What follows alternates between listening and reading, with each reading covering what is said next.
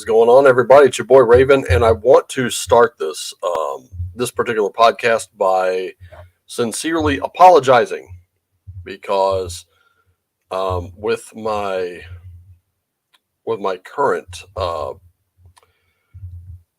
regimen in activity and things like that, the stuff I'm learning about more about fitness and trying to get myself healthier than what I used to be. I decided to get up early and go to the gym, and then my intention was to come back here and do the weekly reading, which I I did just that. I got up, I went to the gym. I came back and got sidetracked and never did the reading. I'm sorry about that. If you turn up for those weekly readings, I apologize. That was my fault. That was on me. And we're here again 2 weeks later. Actually, I'm here again. No idea where my co-host is, and I'm not going to be doing a 4-hour show. We kind of talked about it last week, a couple weeks ago, and I was like, I can't do 4-hour shows. I got to be a lot more active. I got stuff around here I got to do, so 4-hour shows are going to be out of the question for a while. But glad to see you guys turn up. Glad to have you guys with us. And guess what? Today we're talking about Chalt. And I'll go ahead and cue this sucker up, get it ready for you. Because this is a game my co-host just got. He got it actually not too long ago. And we wanted to share this and talk about it. But it seems I have goofed here. So let me ungoof this. There we go. And I'm going to share this screen with you. And there it is. That is the cover of the very first Chalt book. And I wanted to jump right into this because this is one of those this is one of those games that I absolutely love. When something is just weird, it's out there, it just really captures my imagination. So I went ahead and actually the first book I grabbed, I should show you that because that's super important. I grabbed this one, Chalt Chartreuse Shadows, when it came out, and of course it has some nods to Beastmaster, Hawk the Slayer, and many other things. You can just see it from the cover itself. But I had started reading it in PDF, and I was like a little confused because I was like, wait, well, I don't understand character. Where's the character creation part? Unfortunately, I did not know that it was third book in a series. This that I'm showing you right now on screen is the first. Actually, I should have done that. So this one. And I also have the link in the description down below to Venger's first of 3, soon to be 4. Yes. Yeah, I'm going to, Patty, I'm actually going to get to that here in just a second. And by the way, Patty, mutants with an exclamation point. This game has earned that. It's kind of a skirmish game, and it's really cool. Definitely check it out. It's on Big Geek Emporium.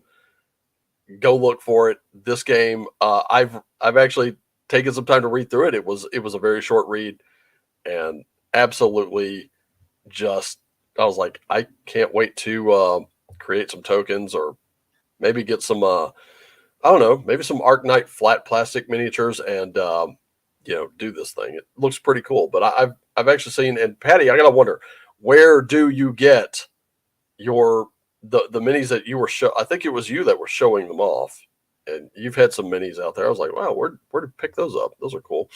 Most of the character creation shows up in Crimson Dragon Slayer, and now his Encounter Critical 3. Yes, and I will be getting to Crimson Dragon Slayer because I do have that one as well. And this is for those people who you want to play 5th edition, but you don't want to roll a bunch of character sheets. You don't want to have that massive, sheaf of paper sitting in front of you, and you're lost in options. This is, Crimson Dragon Slayer D20 is, in my opinion, one of the better options, and that's this guy right here. All by the same guy, Venger Satanis. And I was supposed to contact him, and I never did. But I hope that he will see this, and I hope that he likes it, because this is what we're talking about today, is his flagship game, Chalt. He also has some free stuff like Alpha Blue, Crimson Dragon Slayer D20. I think is absolutely free. You can go grab a copy of that. And let me tell you, I'm going to start by saying this game is not for small children. I would dare say not even for preteens unless you're the GM and you decide that you can kind of sanitize it a little bit. There are certain things in there. I would say this is for a more mature audience.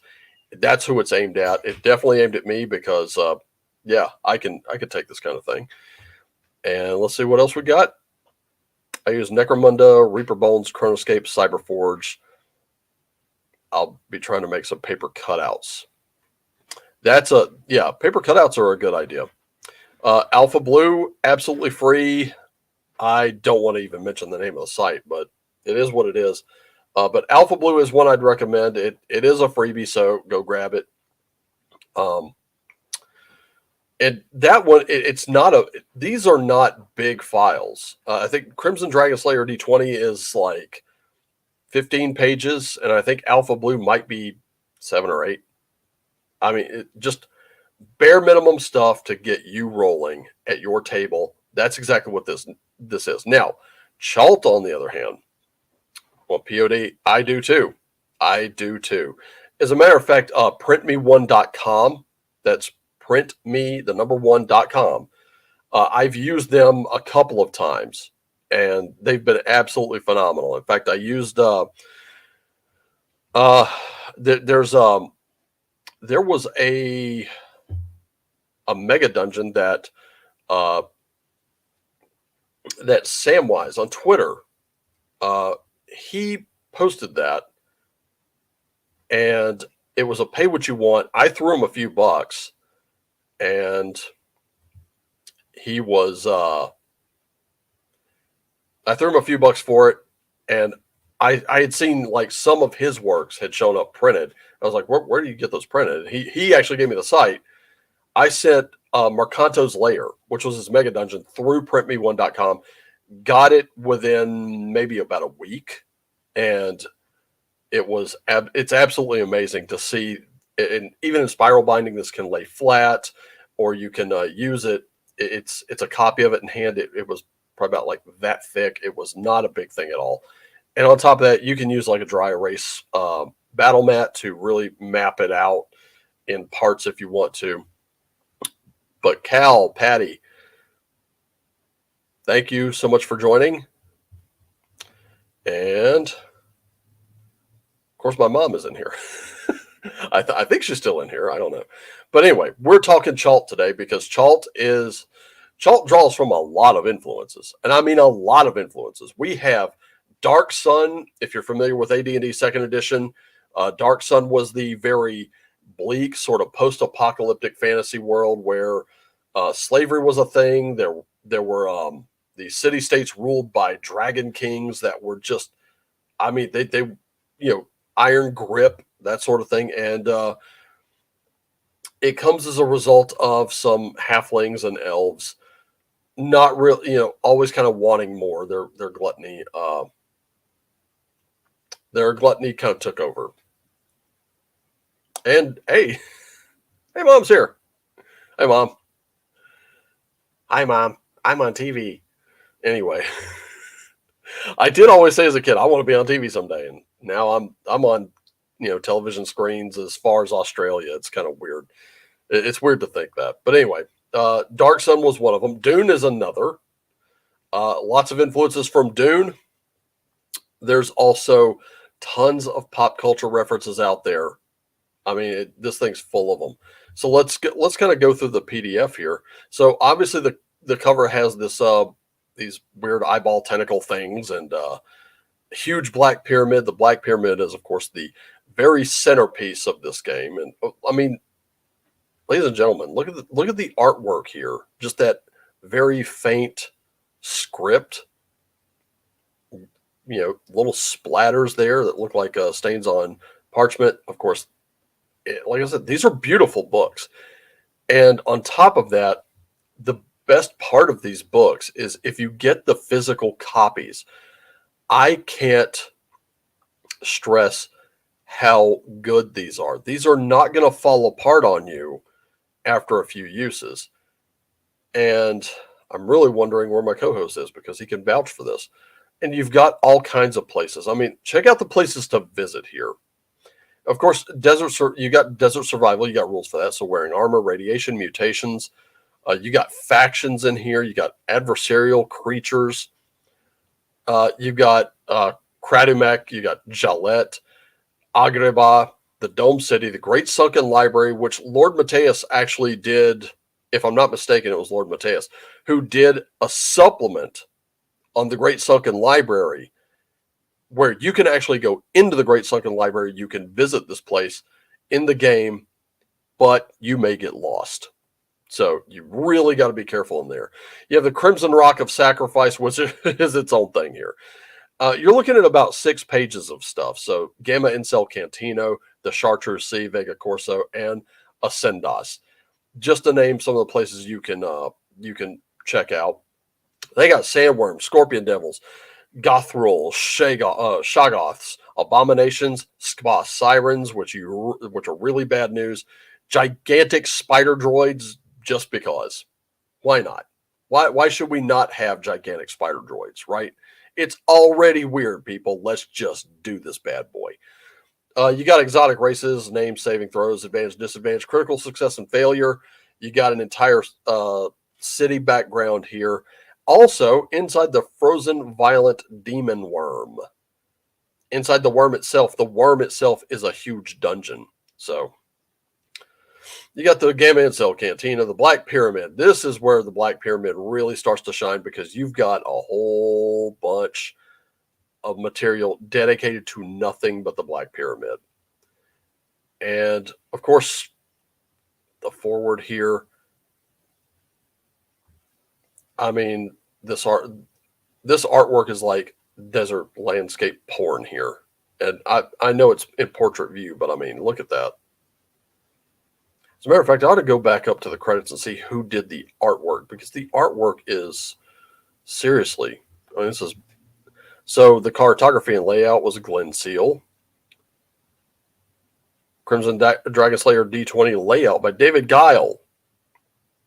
We remember David Guile.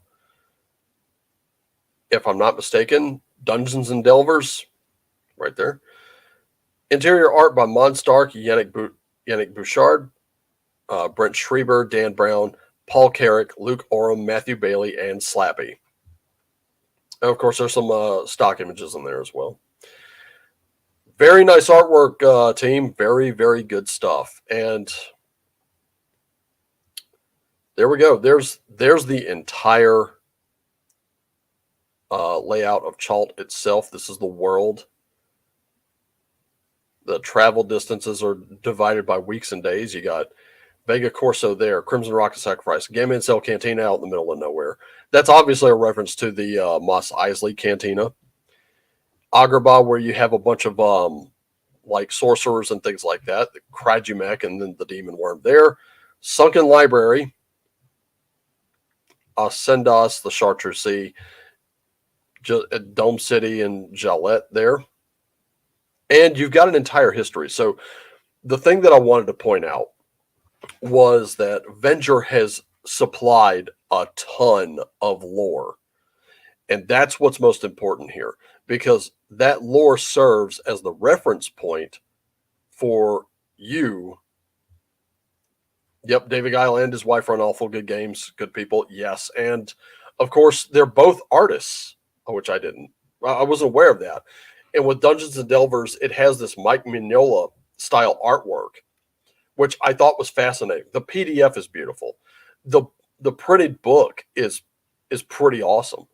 And if you're in the mood for a different sort of take on D&D, I do recommend Dungeons and Delvers. It's really good. But yes, and here's the thing. I should point this out, because we're going to the quality of the physical books, which is really why I'm here today, which is really why I wanted to talk about this. and I still wonder where my co-host is. He's probably overslept again. But I mean, it's weird because the days we're off, he texts me, "Hey, are we doing a podcast?" No, not today. Okay, so here we go. So the book without the jacket, the off orange with gold inset text, very much reminds me of Never Ending Story. I love that book. Yeah, I do. Now, that's not just Chalt. It's not just this book right here. It's also Fuchsia Malaise and Chartreuse Shadows. All three have that. And yes, they are a limited run. They're a limited run. And with, like, when you purchase these, and I'm gonna give you a figure here. I think it's like $130 shipped. You get all three of the books, signed and numbered, plus you get the PDFs. Where's the problem? And then, like I said, these books are very well made. They're beautiful. Dust jackets on, dust jackets off. Your dust jacket gets ripped, no big deal. That book is still a beautiful book. On top of that, signed and numbered. It's a limited run, and I can tell you this much: Venger has posted this to Twitter before, where he saw on Noble Knight Games just the first book was going for like $150, and at the time he was like, "I charge $10 more for all three shipped. Why are you buying them through Noble Knight Games?" And I was like, "Yeah, what made him arrive at that price?" Turns out it's because he signs and numbers them. So if it's signed and numbered, that's something that drives the value like way up. So immediately, and I think Fuchsia Malay sold for like 200. It was some weird amount, like 200 some odd dollars, and so did Chartreuse Shadows, which I was like, wait, what is going on here? It was crazy. And let's see, I can post this in the tribe, which I should do now. There we go. So anyway, these kinds of these books are extremely high quality. They're signed and numbered. You're going to own the only one of its kind. By that meaning, when Venger signs these and numbers these, you've got that unique book. And the quality is such that I imagine they could probably go through a very rigorous beating, though I wouldn't subject my books to that.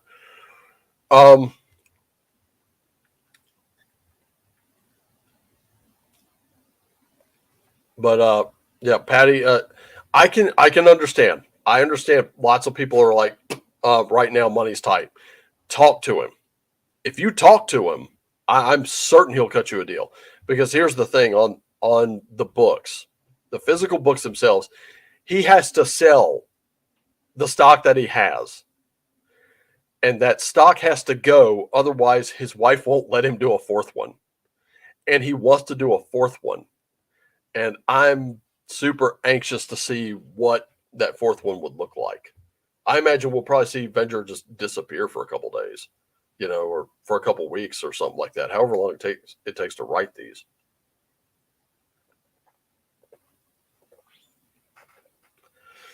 I'm getting, my phone is like blowing up, and I have no idea what it is. I probably don't care because it's, if nothing else, it's probably LinkedIn or something like that. Okay, cool. And man, Carl Casey is just churning out the white bat stuff today. Wow. Anyway, I can't really convey, like, I do have them. They're right over here in my cabinet. I cannot convey to you the quality of these books. I mean, even the paper that the pages were printed on is absolutely excellent. I will take the Pepsi challenge between Chalt and anything Wizards of the Coast releases today. I would absolutely put these books right next to each other and dare someone to tell me which one is just better quality, which one's better built. So that's what I go with. And like, honestly, when I say these, let's see, what we got. I have, and he did soon. He's headed back to the think tank to finish advanced game mastering like a fucking boss, which does have a Chalt adventure in it. Yeah. That's another thing. He does these things like how to game master like a fucking boss, adventure writing like a fucking boss. And don't worry about the language, ladies and gentlemen. I'm not fucking monetized, so I don't care. And if YouTube sees fit to take this down later, that's fine. I will also put this up on Cloud Hub, Odyssey, and Rumble because it will be too big for BitChute, I'm pretty sure. So yes, he's also been doing like a Counter Critical 3 has some Chalt stuff in it.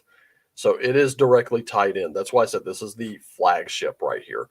Also, right now on the site that I will not mention, if you just want to pick up the PDFs because that's a little more cost effective for you, I know the first one, very first one, the one right here is going for $10. And it's a really cool game. I mean, you're looking at so much kind of thrown in. I call it a kitchen sink. You've got dinosaurs in there, weird ones. So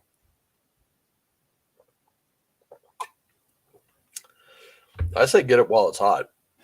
Because I honestly think that these games are super hot. But like, just give you an idea. So let's talk history of this world. So the world Chalt started as a pseudo-medieval land with elves, dwarves, snake men, clerics, magic users, and dragons. It was steeped in ancient tradition set forth by those who worshiped the Old Ones. This period called the Age of Legend. The Old Ones were said to be so chaotic and mad that they destroyed every possible reality save for this one. They wiped out untold trillions from existence, making Chalt their home. The Old Ones corrupted many on Chalt, turning them to darkness.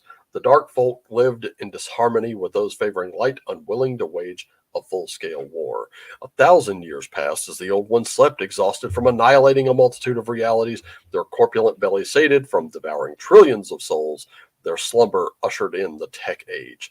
The surface dwellers split from the malevolent creatures who slithered below. Those who remained on the surface lost the understanding of magic, but their civilization became a highly developed technological empire of dome cities, welcoming interstellar travelers, their massive starships hovering high above in the blue skies.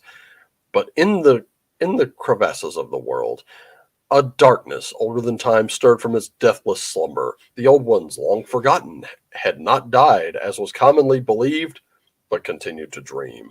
Those living underground hastened the Old Ones' rising via sorcery learned from demons. When the Old Ones awakened, they realized that mortals had forgotten them. Technology had replaced tradition. Worship faded to superstition. Instead of sacrifices, the people of Chalt had risk communicators. Rather than intoning dread incantations, Chaltians preferred to mindlessly watch their vid screens. These ancient gods, diminished by the loss of faith, wreaked vengeance upon Chalt. Many of the dome cities were destroyed as subterranean races fought to reclaim the surface world, but the surface dwellers would not yield meekly to the executioner's blade. They matched star-strewn technology's might with the eldritch wrath of Cthulhu, or Cthulhu, as Metallica spelled it once. Yog-Sothoth and their loathsome ilk, amorphous abominations pitted against slave legions drawn from across the cosmos, the most fearsome of the galaxy's battlecruisers facing down ineffable nightmares from the nameless black gulfs. A long and bloody war ensued as the Old Ones and their worshippers were narrowly defeated, leaving the planet ecologically devastated, magically depleted. Swaths of desert reduced to black glass from neutron cannons. The large portion of Chalt became a radioactive wasteland. Years crawled by since the apocalypse.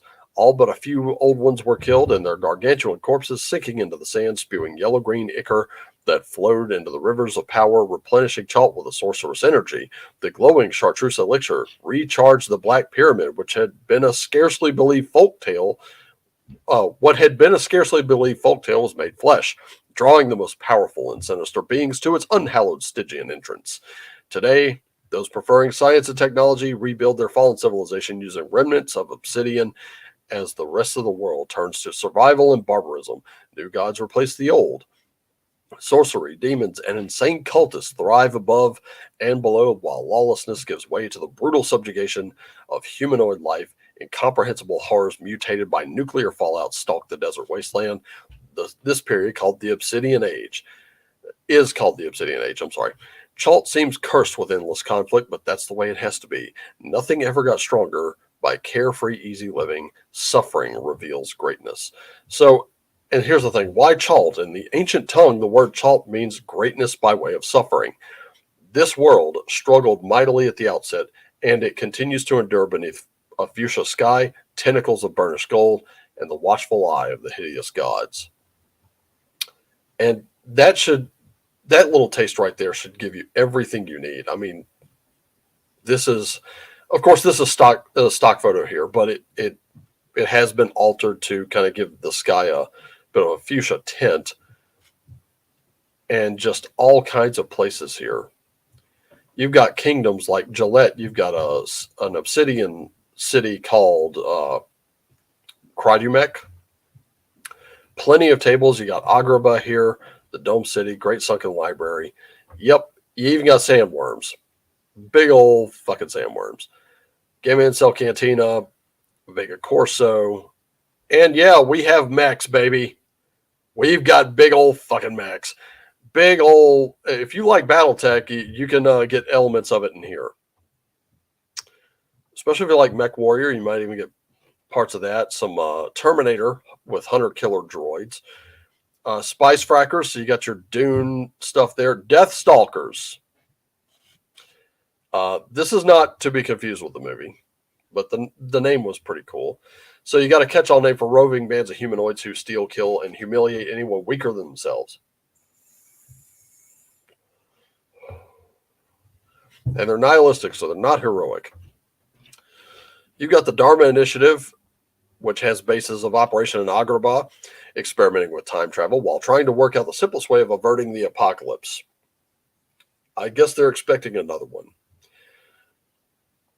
You got all these scorpion devils, sandworms, gothruls. What we call on Earth, that's an alien dinosaur. So they're massive creatures living in the wasteland. And they're fighting for territory and resources, such as delicious humanoids, like this. Here's your Gothrul right here. And you got this cool looking cat right here. This guy looks like Axl Rose, I swear. And of course, his buddy over here is either knocked out or dead. Looks dead to me. And you got Shoggoths, Skabah Sirens. Desert mermaids have been known to sing wasteland wanderers, leading them astray. The promise of carnal delights luring humanoids into their scaly arms. Those who get too close realize their ivory beauty was only a mirage. Skabah Sirens have more in common with serpent folk than actual mermaids. And this is why I say this is not a game for children, ladies and gentlemen. This is a game for more mature audiences. So 18 on up, unless you can present the sirens and some other nasties in a particularly family-friendly way.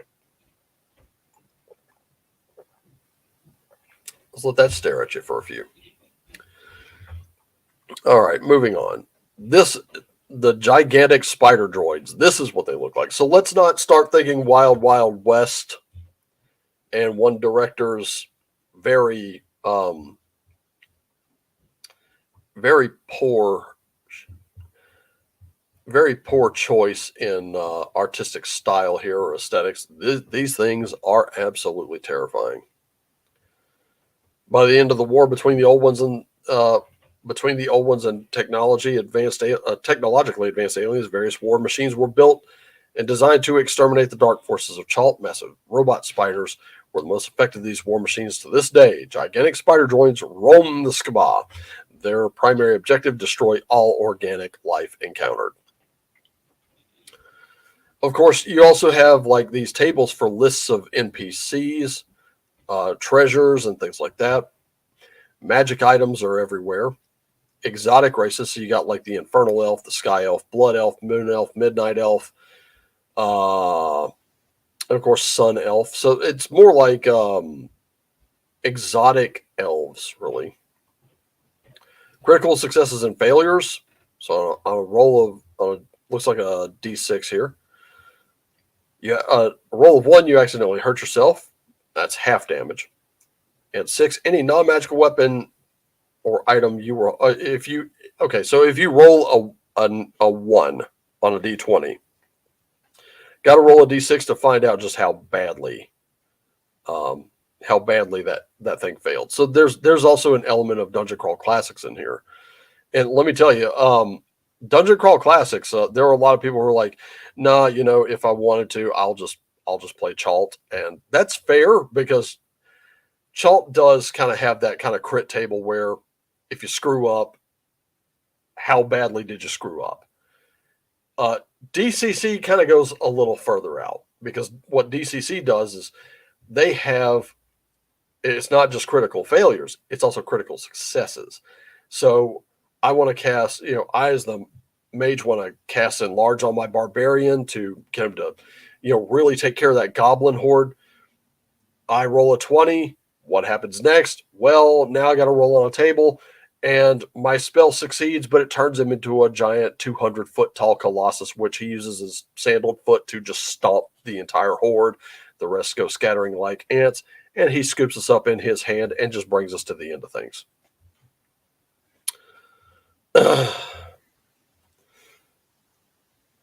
Yes, normal race options are in there, yes. But you have the city of the purple demon worm here. Everything in this game, every location, every element that Venture puts in there, he really fleshes out. And this is like a mix of Dune, Star Wars, Dark Sun, Beetlejuice.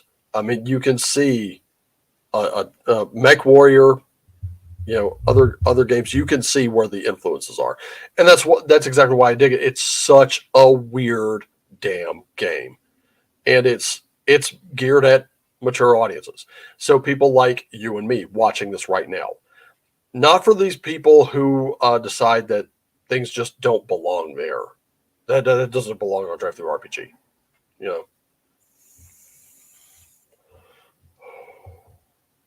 If you're one of those people, fuck you, okay?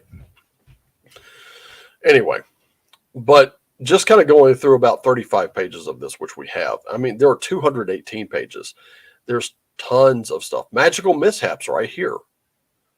Tons of magical mishaps. So all magic cast in the dungeon is influenced by purple crystals embedded in the walls, both rough-hewn in caverns and smooth dungeon areas.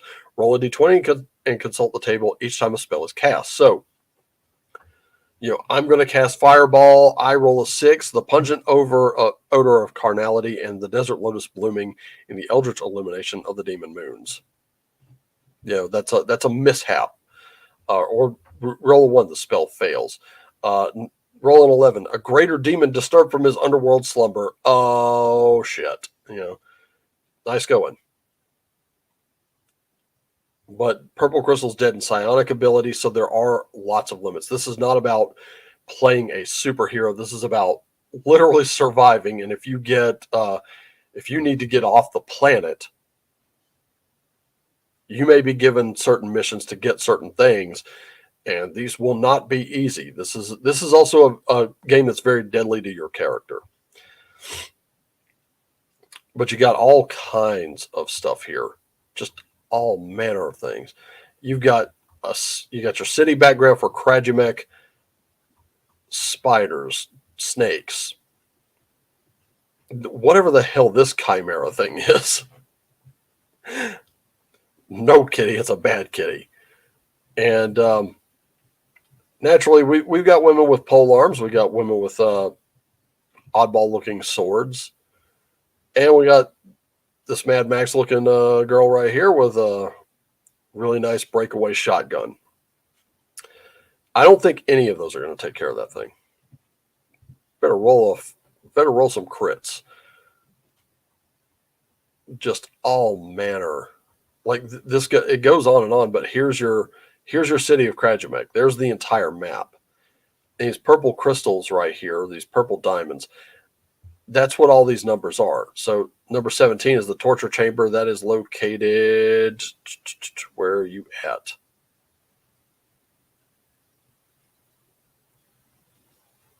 Oh, I don't see it there. Okay. Which is kind of strange because I do see 16 here. 15, 16, got to be 17 somewhere around here. But anyway, yeah, there it is. Here's the torture chamber. It looks like they're kind of tunneling, so that wall is unfinished, obviously. Great work on the cartography. I really, I do enjoy these maps. I enjoy the color on these pages.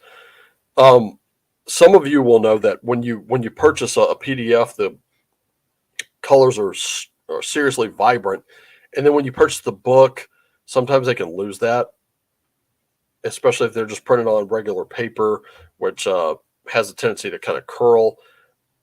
That is not how these books are.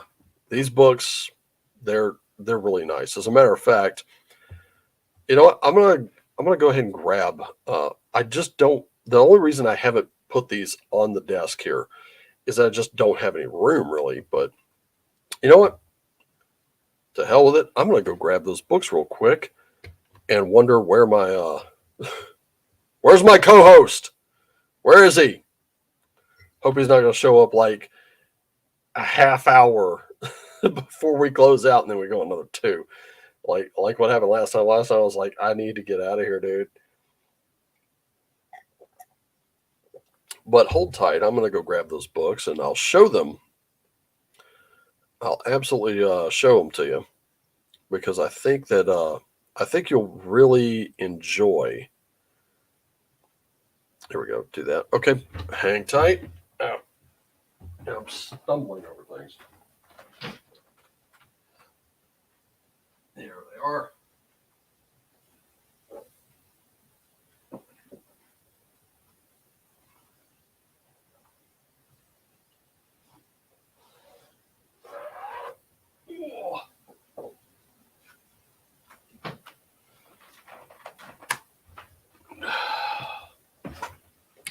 There was another channel that did a review on these books, and even I'm echoing his sentiment. I can't convey the quality.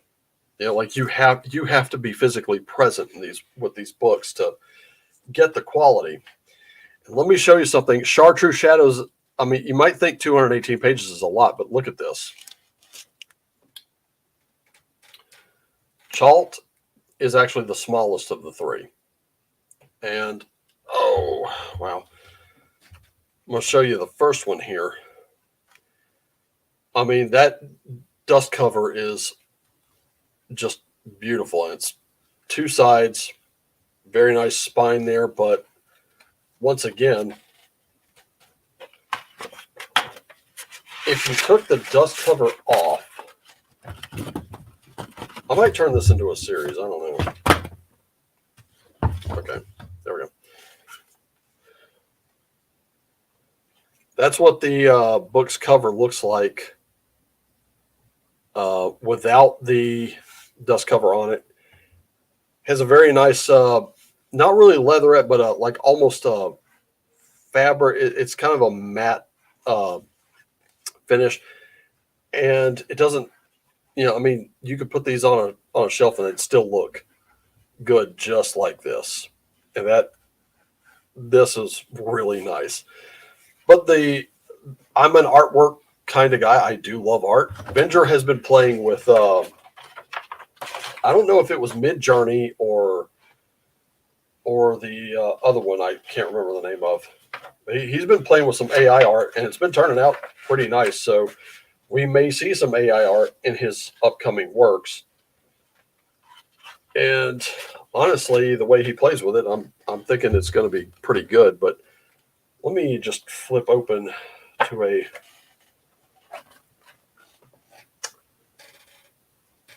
you know what? I'm going to quit sharing screen for just a moment. Stop that. There we go. Let's have a look at the, yeah.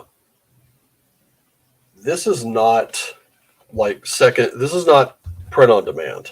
This is like, there's nothing wrong. Print on demand has had some great advantages. I mean, the artwork on these pages alone is well worth the price. I would say if you could pick these up individually, if you can't afford the whole lot, you do get the PDF that day. And if you've already got the PDF, Venger is happy to send you anything else absolutely free. Stable Diffusion, that was the other one I could not remember. And there's so many of these programs out there that, and I haven't even really started screwing with Chat GPT. I've heard great things about it. I've seen some good results from it. So AI as a tool to aid creators, I think is still a good thing.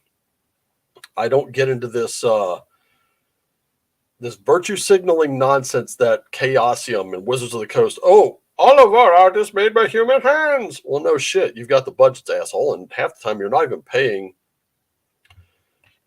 your artists what they're worth. And also, for some companies, they're not paying their artists on time at all. So, yeah, let's see. Showing the cover again since you're closer. Oh, okay. Did you want jacketed or unjacketed cover? Because this is the cover jacketed. So the dust jacket's on. Of course, glare. And of course, it's double-sided. But now unjacketed. Unjacketed's a whole new can of worms there. I mean,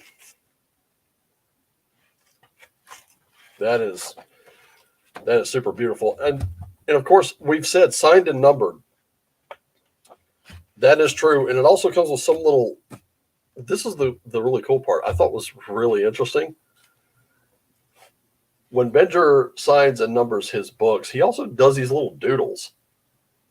They look like parts of a dungeon that he just never really completed. So these may be even like dungeon pieces. And of course, this is the smallest of the books. And this is the first book. This is the book that you really need if you wanted to play. And I personally absolutely love this series. Like I said, it is so strange. It's so weird. It's so out there that when I first heard about it, I kind of looked at it and went, I'll come back to it. And when I did, it was let's see, both. Naturally. When I did come back to it, I came back to it via Chartreuse Shadows, which was the third book. And here's the really cool part. The part I don't think many people quite understand. When you purchase these books, you also get Crimson Dragon Slayer D20 in print. So if you ever wanted to play D&D without giving Wizards of the Coast any money, 2 books in one. 2 of them. And on top of that, you can crack open Chalt and just use it to play a game of D&D the way Venger describes it, which, going back to share screen here, I will show you how he does it, and it's really cool. So, overview. Years of running one-shots and short campaigns motivated me to come up with something that bridged the gap between old school D&D and 5th edition. Now, old school D&D, we're talking about like original D&D, basic expert D&D, BECME D&D, advanced D&D, 1st and 2nd edition. I, of course, started with 2nd edition. I found BX and BECME to be my sweet spots. I love those. In fact, those were the flagship games for TSR the whole time the advanced D&D line was being promoted and produced. So, Crimson Dragon Slayer CDS D20 is a minimalist plug-and-play RPG. Sure, choices are limited, but on the plus side, there's no analysis paralysis. For those just learning how to play D&D or veterans wanting a quick pickup game, it's invaluable. Character sheets are not required. Want to attempt something? Narrate what you want to do. Let the GM handle the rest. Immersion is key. This is about pretending that fantasy is real in our collective imaginations, if only for a few hours. Most rolls are made using a D20, with highest numbers being better. Instead of using modifiers, I use advantage. Roll 2d20, take the highest result when circumstances are favorable, and disadvantage, roll 2d20 and take the lowest when they're unfavorable. So let me just, I know there are people who are not familiar with these things, so I will absolutely um, give you the quick tutorial here. So when he says roll 2d20, he's talking about these 20-sided dice right here. So two of them, two 20-sided dice. That's what 2d20 stands for. 2d10 would be two 10-sided dice.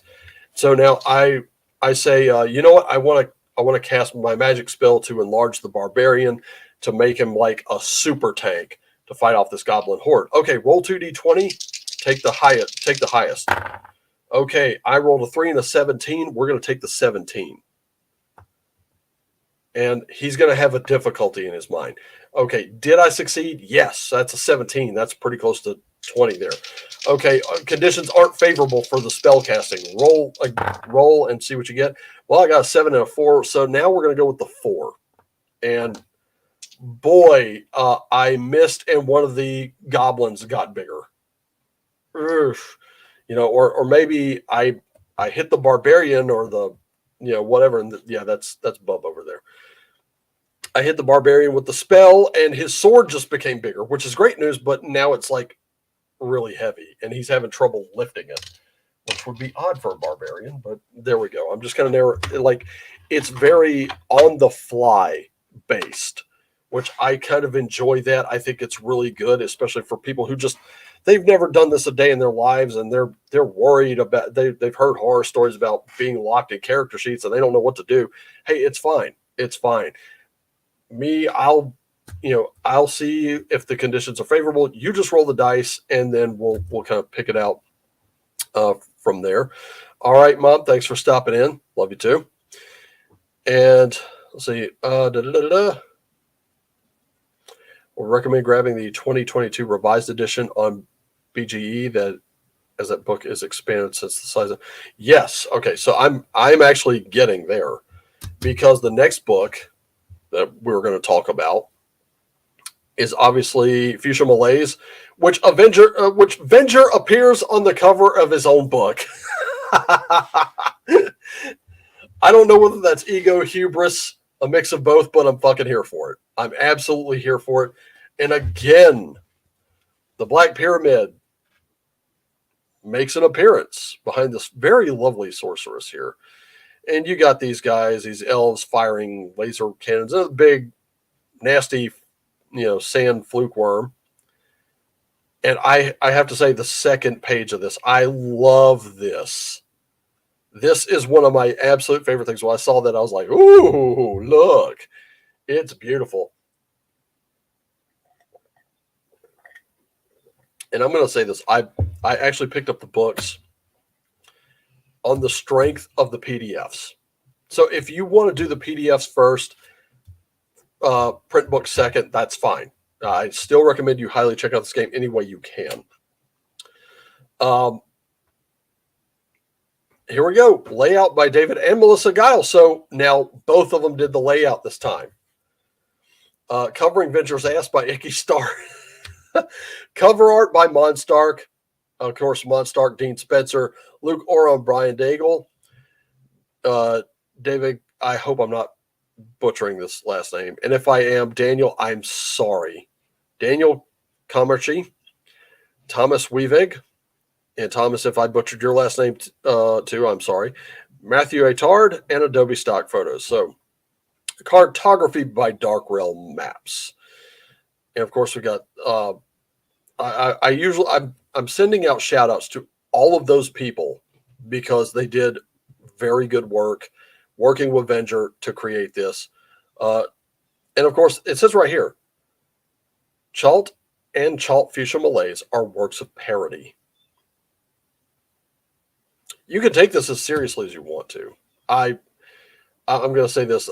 There's tons. There's emerging races of Chalt. So you got the Blue Velvet Elf, the Grog, the Human and Half Elf, the Vor, and the Vasim. Tchotchkes, Pandorum, City of Agrabah again, Noble Houses, Water Ritual Guided Tour, Exploring the City, Encounters. So we do have encounters here, random encounters at that. Genetic Sorcery, Zirgan Devos, the Fuchsia Flesh Pit, which is something we didn't get before. The Tomb of Van Zane, Elysium, the Skaba pilgrimage, of course, the appendix. Now we've got another place here, another map of Chalt, and the Chartreuse River has gone dry. Well, we've got two of them. We got two of those pages now, and this one is only slightly thicker than the book from before. And yep, it doesn't make a lot of sense when you're looking at it like this, but when you look at it like this, it starts to make much more sense.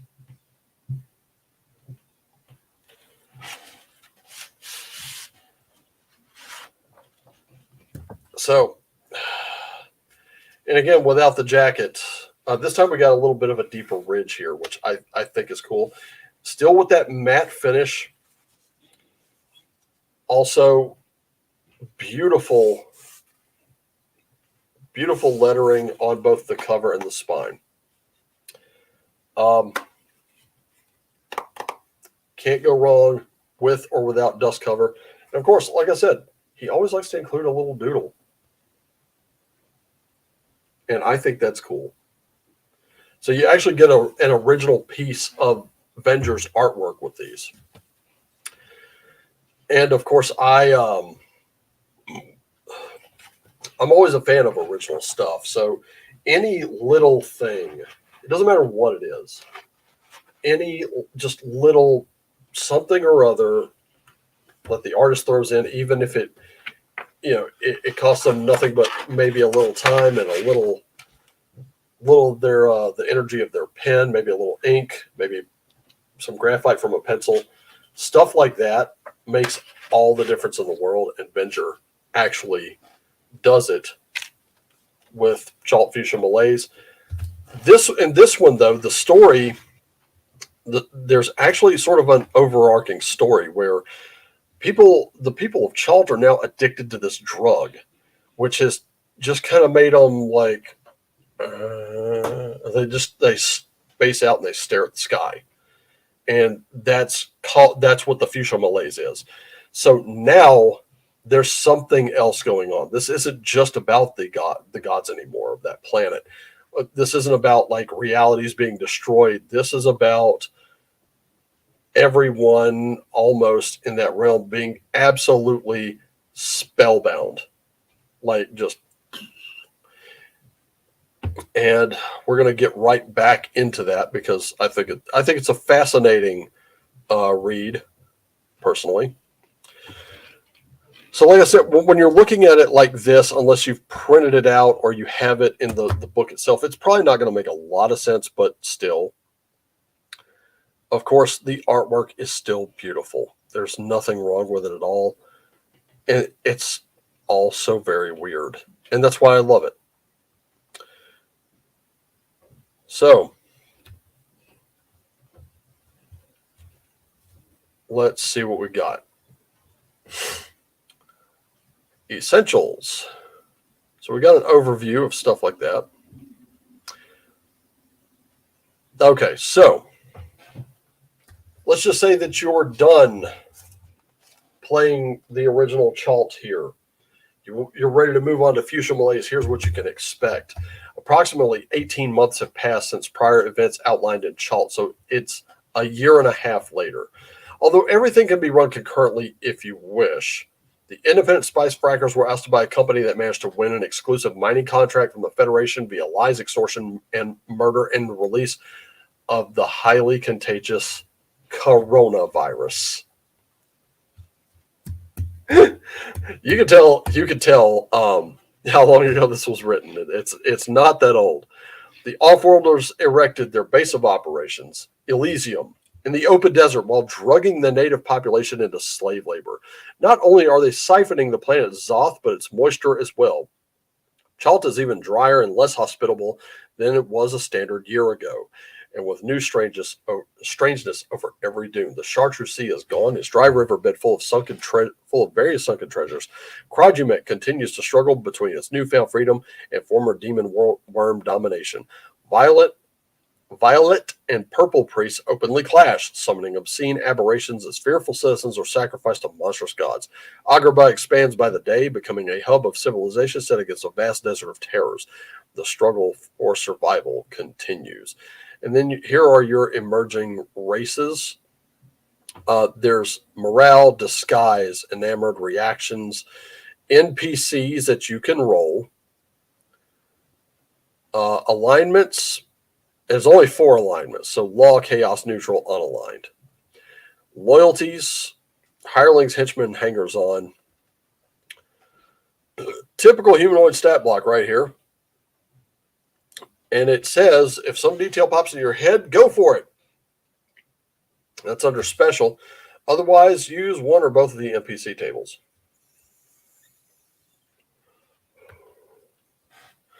Now, you have currency on Chalt depending on what you're playing. So if you're a spacer, which means you're an intergalactic traveler, you tend to not stay on one planet too long. You really want credits. If you're an adventurer on Chalt, you go for gold pieces. But if you're a citizen of Chalt, you're going to use talons. Motivating adventures. So we got glory, justice, pleasure, wealth, influence, vengeance, knowledge, self-mastery. You in my game, if you wanted to choose one of these, that is perfectly fine. If not, you can roll a d8 and let the dice decide. I personally would rather you roll a d8. Roll a d6 for social hierarchy. Of course, death is not the end. That is a d12 mechanic. Finally, in someone's game, the d12 gets a little love there.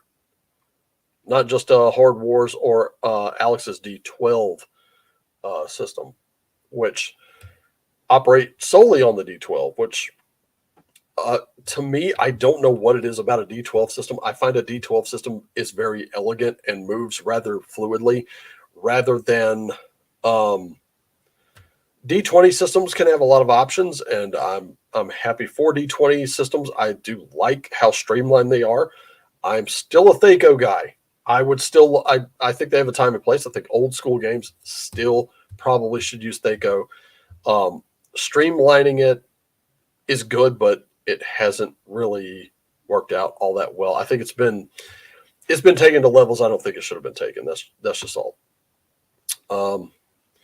Patty, I think you're right. D12s are cool. D10s are a lot of fun. In fact, when they say roll a D100, for those watching this who may not know what that even means, no, it doesn't mean that you got to go out and buy a 100-sided die, which they do exist, and they look like golf balls. What it means is you're rolling 2 different types of die. They're both going to be 10-sided. One's going to look like this with single numbers all over it with the 0. That one, well, no, shit. Where did it go? Here it is. All right. With that being your 10. And then the other one is going to look like this.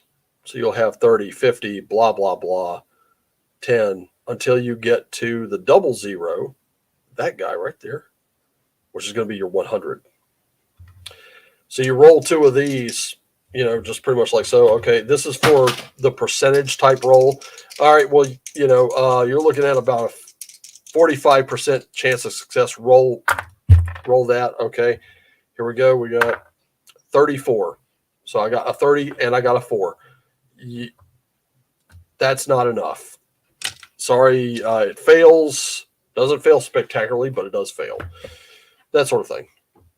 D12s have a nice breakdown of ratios. Wylock talks about a base 12 number system in one of his videos, praises it as a supreme option. I do tend to agree.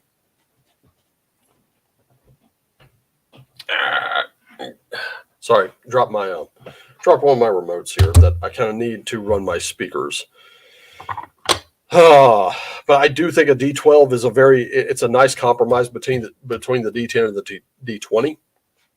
I think it's very elegant.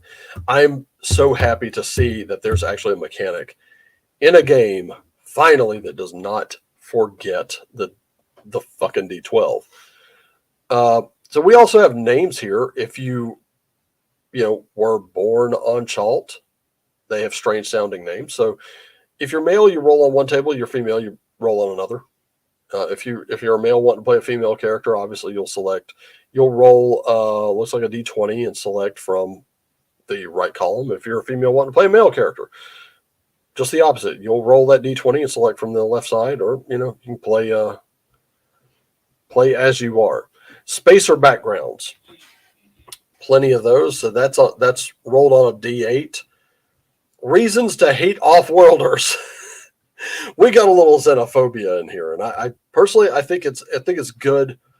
A lot of these people who just don't want this kind of thing in their game in any form are fucking idiots, because this is where xenophobia can be used to enhance the game. Your village was burned to the ground by off-worlders. People from your settlement were enslaved by off-worlders. Your loved ones were killed during an off-worlder raid. You were forced to take fuchsia malaise until you became hopelessly addicted to it. Stuff like that. Off-worlders coming in, doing nasty things. What do you expect would happen? Now, could you do without this? Yes. You could disregard this table altogether, and this table would have absolutely no bearing on your game, except that you and your players could come up with a reason why the off-worlders are scumbags, but they're so unimpeachable. You could do that as well. Let's see. So, Tchotchke, the PCs have looted something awesome from a nearby tomb, pyramid, or underground city. Now what? Chances are that someone or something will go after that artifact, relic, high-tech device, or whatever it is. Roll on the following random tables to determine who is coming for the new PC's new tchotchke and why. And you roll a d12 and a d10. So who and why. This is a great way to get yourself a nice little villain. This is great for the GM. Pandorum. So the feelings of paranoia, anxiety, and general PTSD that comes with extended travel in the deep space of astral regions. Only wizards can journey into astral space. That's what we're talking about, astral space. Which is perhaps one reason why most of them are stargraving mad. So now you can roll for benefits and drawbacks. Fuchsia malaise in you. How has the fuchsia malaise epidemic affected your life? Fuchsia haze. This is great for building those background characters. We got rules for dehydration. Murder hobo regrets. There you go. We got that. And check out that sandworm. Holy crap. That thing is absolutely terrifying. And I love these little footnotes here in these little red stripes, these little red tattered banners. I think that's awesome because it points right at Wizards of the Coast, and these do have, like I said, it's a work of parody. So you got like little blood splatters there, this really weird script here, and then these. So racial familiarity, being the same race is like belonging to a similar faction. The shared background helps bring people together. It's generally assumed that individuals having the same race will have a positive reaction rather than an initial discord. But even with strong ties, nothing is unbreakable. Occasionally, familiarity breeds contempt. That's true.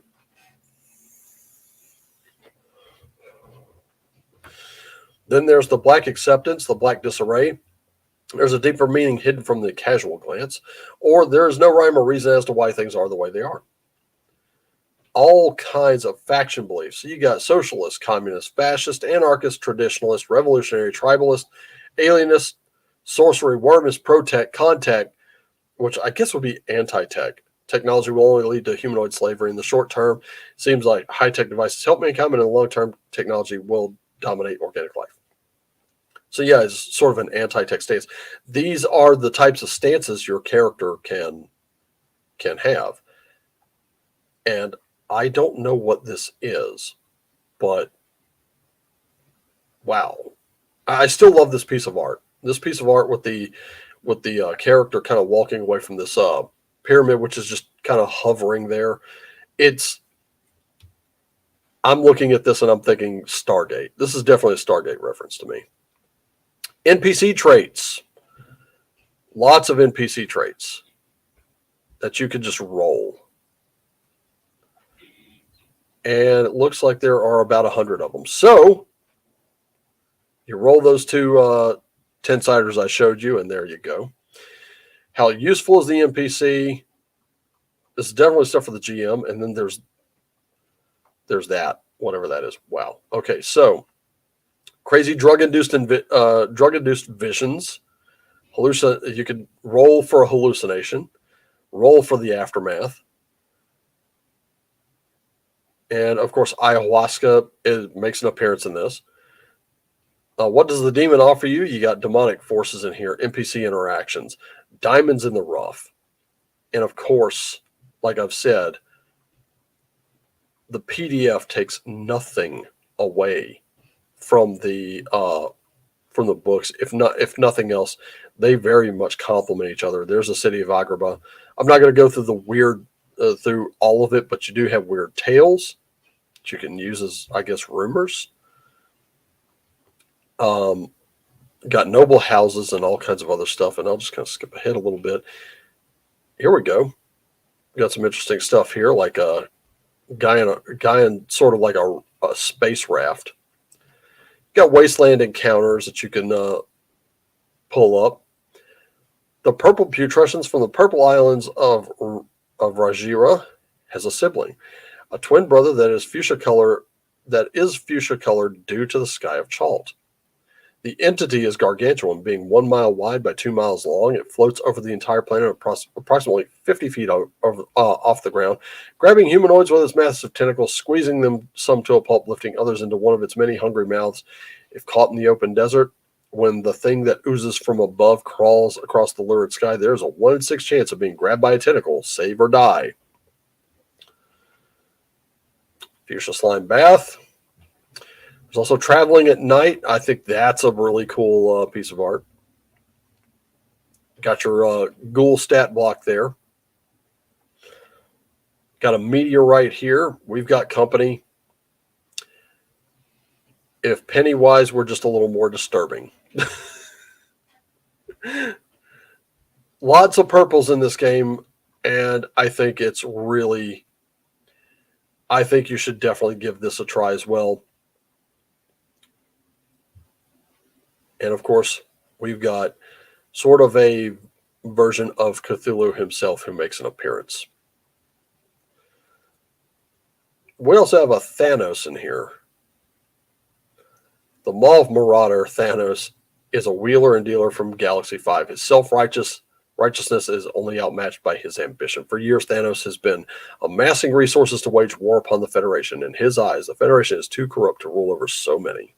I think we all get behind Thanos on that one. However, the Federation is also too large to fight, even with an army. So Thanos has been looking for the rainbow gemstones of ultimate power.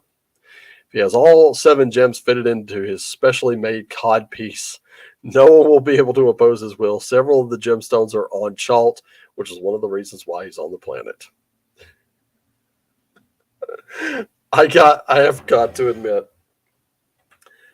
I did not see that coming. Not at all. But hey, it's Venger, right? It's Venger, and that's why we love him. So much going on. That worm is the stuff of nightmares. Don, welcome aboard. Glad to have you here. Let's see what we got here. I have a super hot take that I will never back down on. Percentiles on 2d10 range from 0 to 99. Nothing is a 100% success rate.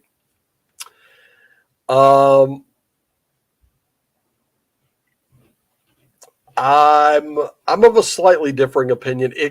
Largely I agree. Largely I do agree. However, in that one instance where someone does roll the double 0, if 00 is one of those rolls, I'm telling them don't roll, take that second D10 off. That to me, I like having that crit there.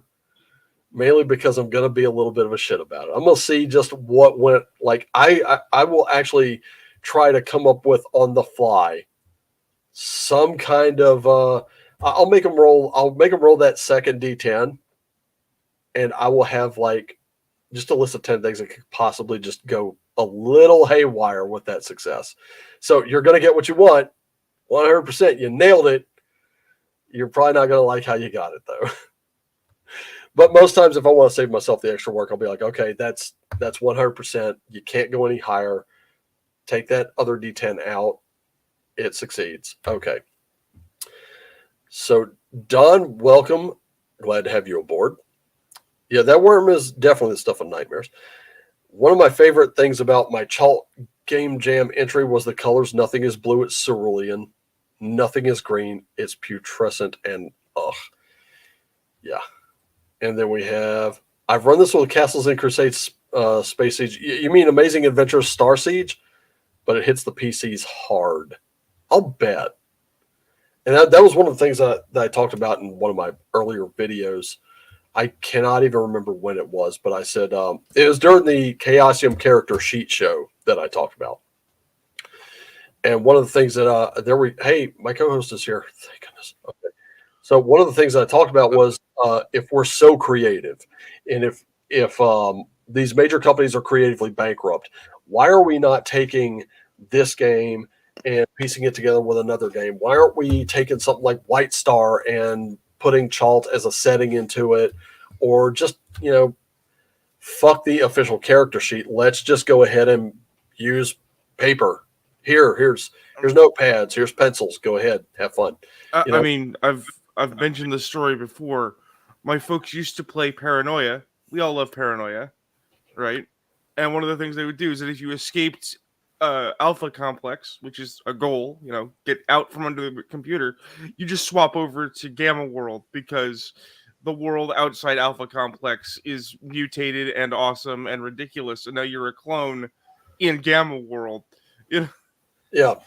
Now we've spent about an hour just talking about like the first two Chalt books. Chalt. You just got the Chalt books, maybe about a week ago? I did. That's why I'm late. Is I was dragged into a multicolored madness beyond time and space within the realm of dreams from which there was no escape, and had to wrestle with unknown creatures to get back. But I'm okay. You overslept, didn't you? I did. You overslept. The thing is at my work, the boss dropped a surprise on me. He's like, "Hi guys, we're getting used to things. We're getting into stuff. There's a month-long game jam we're jumping on." I'm like, "Wait, what?" It's like, "Yeah, we're jumping on a month-long game jam. How you doing? We're making a game now, and if we make it, it's going to Steam." And it's like, "Okay, what are we making?" It's like, "Hey Joe, remember that game you suggested during your training? Yeah, we're using that." I'm like, "Oh God." Oh dear. So I mean, okay. It'd be great. But that's not the plan. It was unexpected. Anyway, I pulled out all three of these books just to kind of show them off, and I've shown off two so far. Your experience with the books so far? I know you've only had them about a week, but I really wanted to get I'm glad you're here, because I wanted to really get your thoughts on just the quality of the hardcovers. I've been showing off the PDFs, and I've also been showing off the interiors of these books. I've been showing with and without dust jackets so far. Your experiences, go. Okay, so you got three measures. You've got quality of the physical product, right? You've got quality of the setting, and you've got quality of the gameplay materials, right? Because just like with video games, it can look pretty and be ass gameplay. So you have to judge gameplay as a separate mechanic. Physical materials, they're amazing. And I say they're amazing because when you're an old school junkie like us, and you've got old books lying around, and you remember how bindings used to be, and then you look at how bindings are done now, it's like, oh yeah, no, the expense of the book was clearly put into the physical book to make it last. This is a book that's going to sit on my shelf forever and never decay. Right? Yeah, these are like I also equate them to like Lost Dungeon of Tannisborg. These are very high quality books. These are books you can pass down. Yeah. Print on demand, there's absolutely nothing wrong with that. But the good thing about print on demand is that if the book gets ruined, you can order another copy very inexpensively. These you don't have to. You'll buy them once. Now, the one critique I would have, and it's a silly critique, but it is a critique. You gotta find the rough bit. Is they are very large books.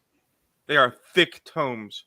So opening them up and addressing them as reference, little rough. If you want to keep them nice, you've got to manage it very carefully. You got to be gentle with these books. You have to love them so they can love you. Yeah. Right. Now, there's one thing I would beg to differ on one thing. I just got Hyperborea. Those are some pretty thick books. I'd say they're a little bit thicker than the first two. Right. But the thickest book, and this is why I'm glad you hopped in, because I'm going to kind of move on to this one next. Okay. And before I even bring it up on screen, I'm going to show it. Chartreuse Shadows, which, yes. Oh my goodness, just that cover alone. I'm going to quit sharing screen so I can. There we go. Yeah. Again, double-sided jacket. I mean, you can read that from the spine, absolutely. And then the pop culture references just right here on the jacket are amazing. And then, of course, without the jacket, which has, I love this. Yeah. Normally they have like an author's photo and all that kind of other stuff. This one just has a bunch of chaltish script, but then it goes into this chartreuse lettering on almost a leather, cover. Not really that supple leatherette, but this one's like, this one doesn't have the same texture as the others. This one has a really nice texture. Not that the others weren't. This one just really takes it to the next level.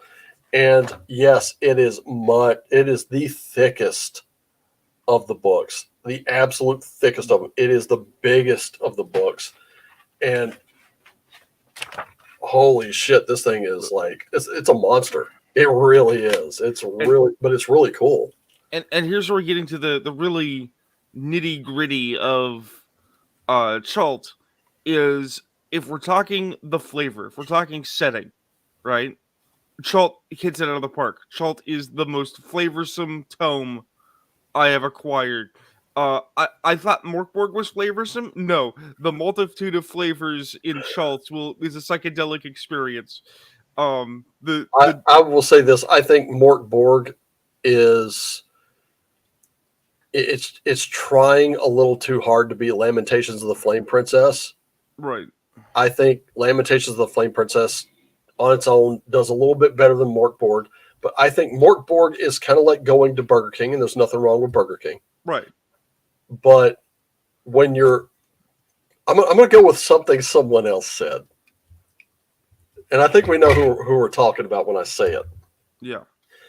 You can go to Morkborg, and that's fine. I personally haven't. I have a case of anal glaucoma. I can't see my ass paying that much for such a small book. Right. I've paid far less for Lamentations of the Flame Princess and some subsequent books that I think fit that thing better. I've also got a lot of PDFs for it. I just tend to like that a little more, but it's the layout that just makes it like Burger King or McDonald's, whichever fast food joint you want to do. But Chalt is like the 5-star restaurant with Gordon Ramsay in the kitchen. Well, mentioning mechanics again, I was working on a Morkborg accessory, right?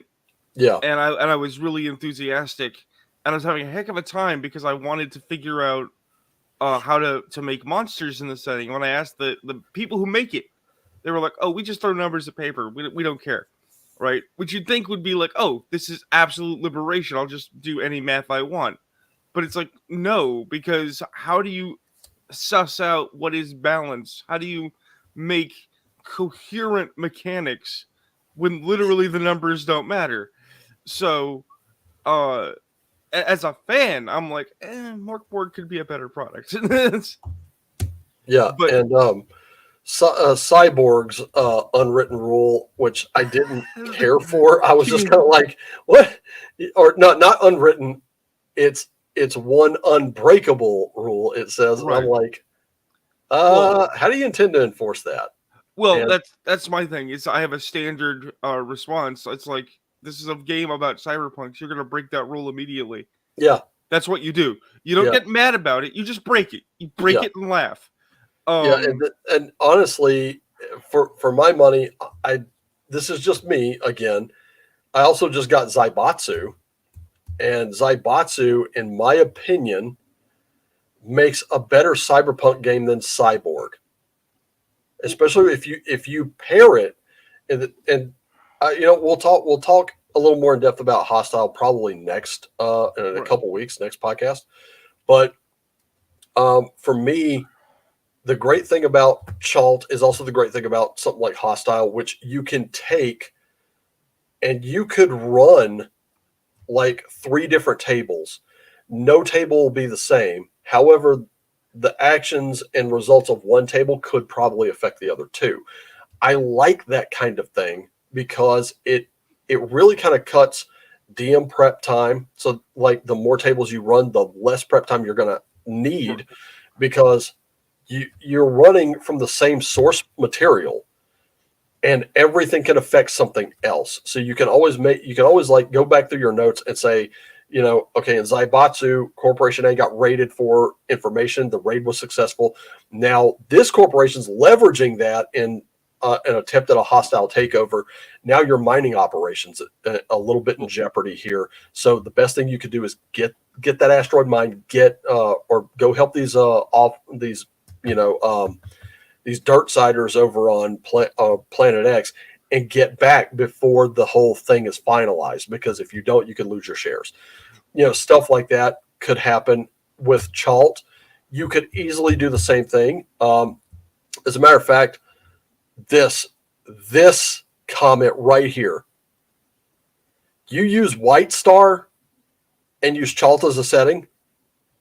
Holy shit. That is going to be a game changer. I've got White Star up here on my desk hutch. I love White Star, Operation White Box, Swords and Wizardry, White Box rules, White Box Fantastic Medieval Adventure game, because that is a very, very simple rule set. It takes the OD&D rule set and it kind of cleans it up and writes it a little better. But it still leaves so much in the DM's discretion, or GM's discretion rather, that your games can now be something much different. You could go from the Star Wars-esque space opera to dropped into Chalt. Everything you thought you knew has changed.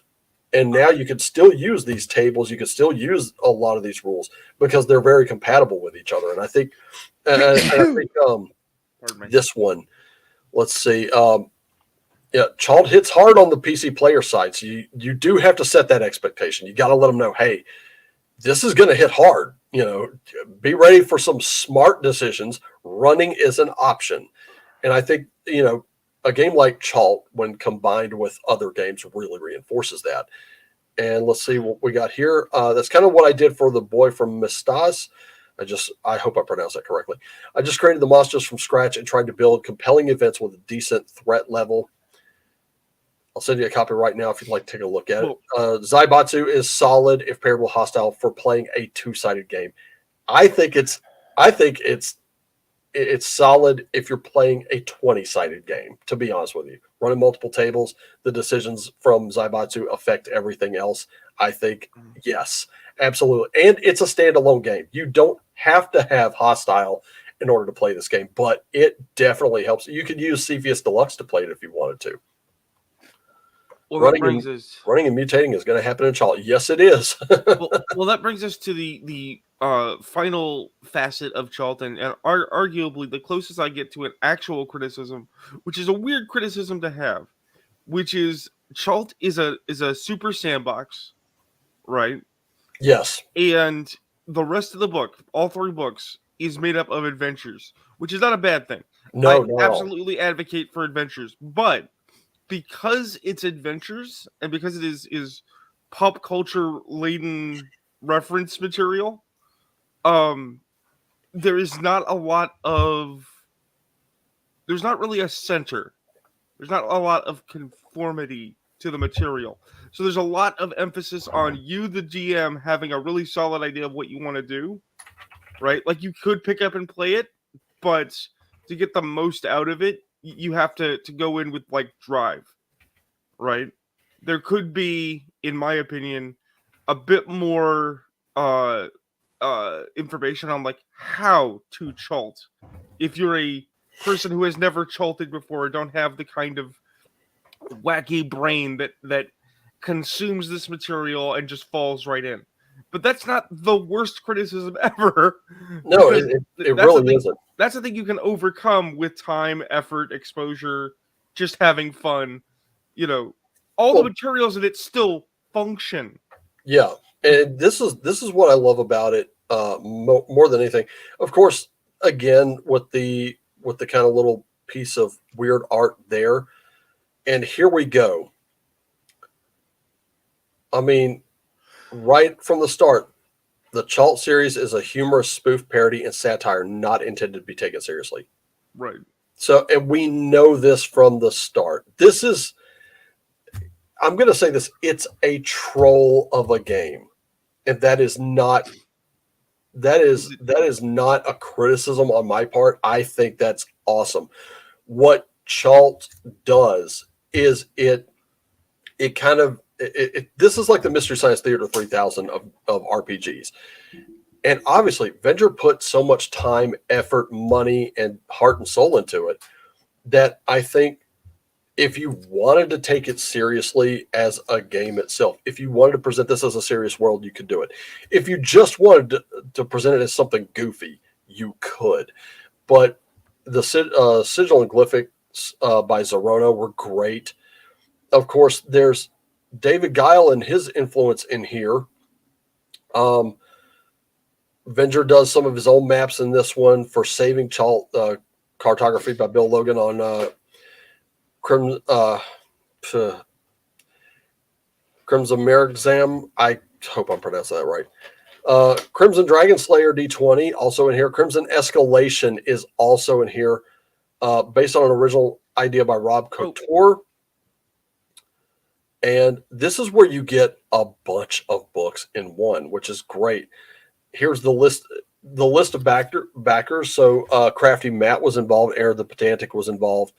I'm looking at a ton of just people here that were that I know were involved. Holy crap! Actually, I should have looked at. I'm a backer. I should be in that list somewhere. Let me see.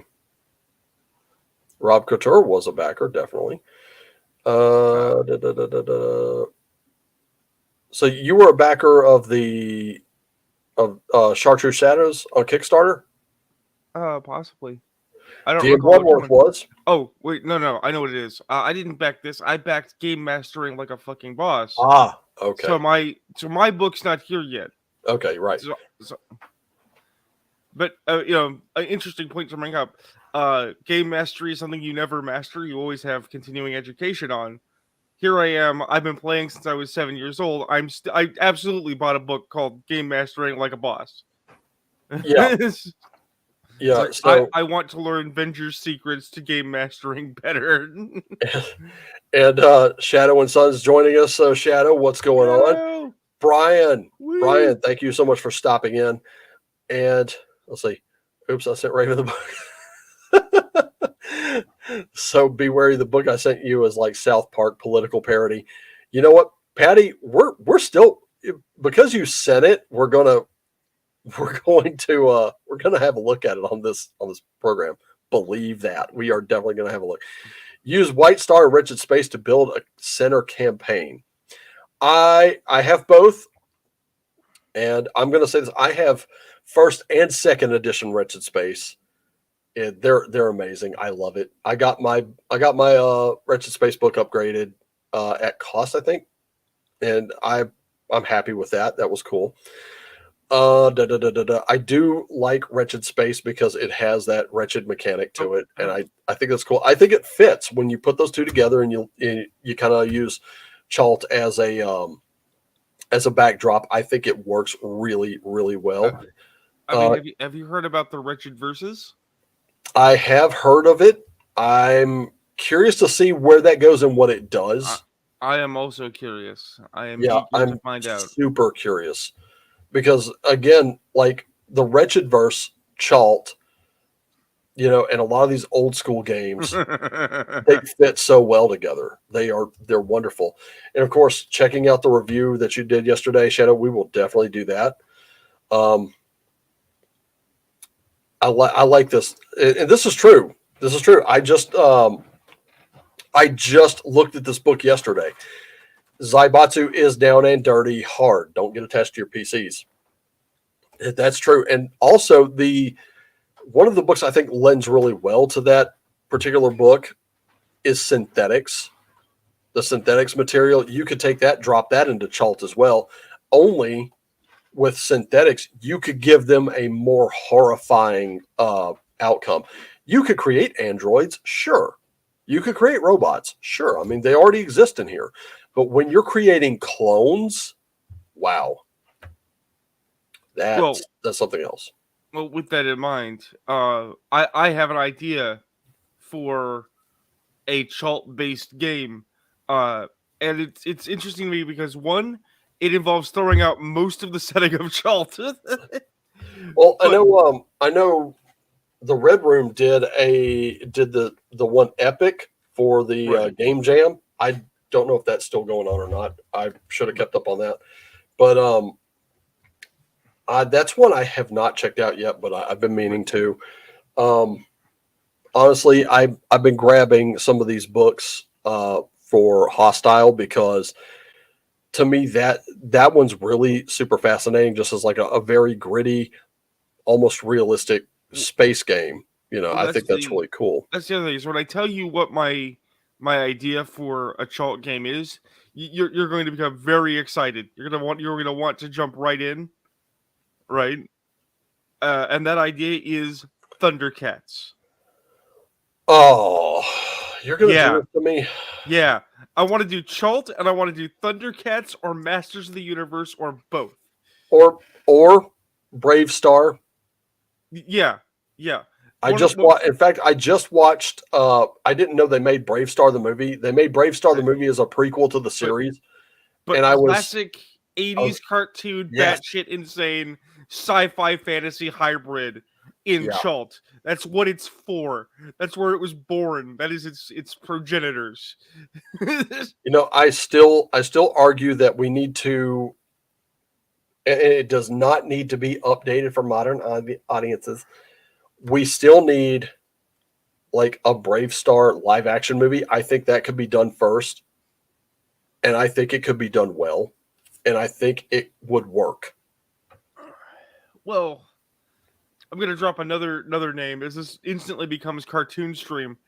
Uh, just like Brave Star is a series I think got killed before its time just by not winning the toy wars, right? Silverhawks. I know lots of people who are big Silverhawks fans. Love them. Right. Absolutely. Why? This was the thing. Like I have mentioned Silverhawks. I have it on my hard drive for my Plex server. But here's the problem.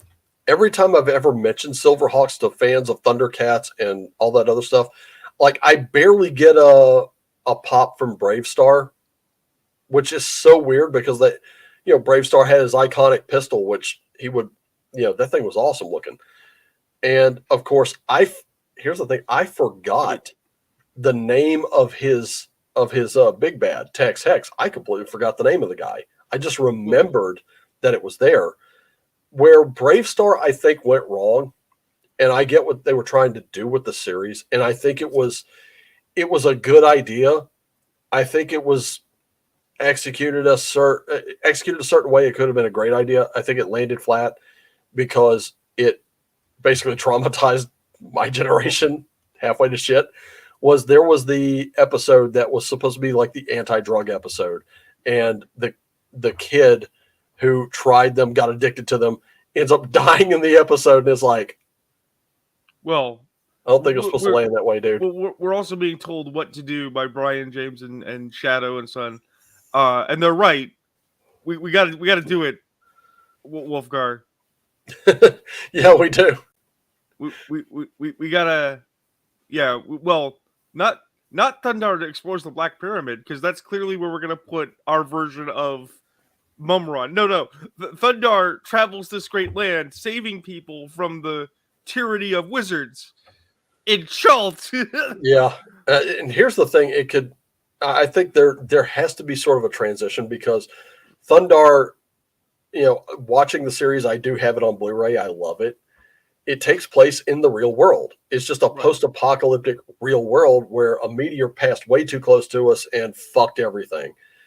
And now, with the ecology kind of ruined and nature reclaiming so much of it, it's become unrecognizable until you start running into those recognizable elements. So it starts in the real world. I think Mutant Crawl Classics would even play well to that. And then you have a transitional moment where they're thrust from the real world into Chalt. And it's like, oh shit. That's the difference in flavors. And if you've seen this, you'll know exactly what I'm getting at. So Thundar is a gamma world. Thundar is an actual, sci-fi, post-apocalyptic fantasy setting. Yeah. Chult is Korgoth of Barbaria. I mean, if for just a little flavor, if you wanted to throw a little prophecy into the mix, there could be like a tablet with half of a prophecy of the coming of a hero, and they can all be looking at Thundar like, "You're it, buddy."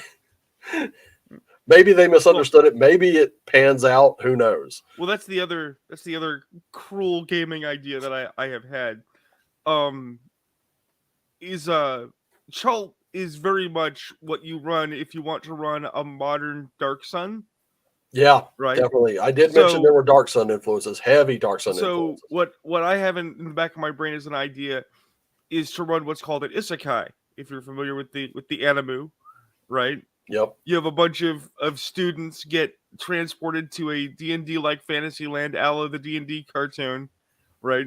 But they weren't lucky enough to get a kindly dungeon master.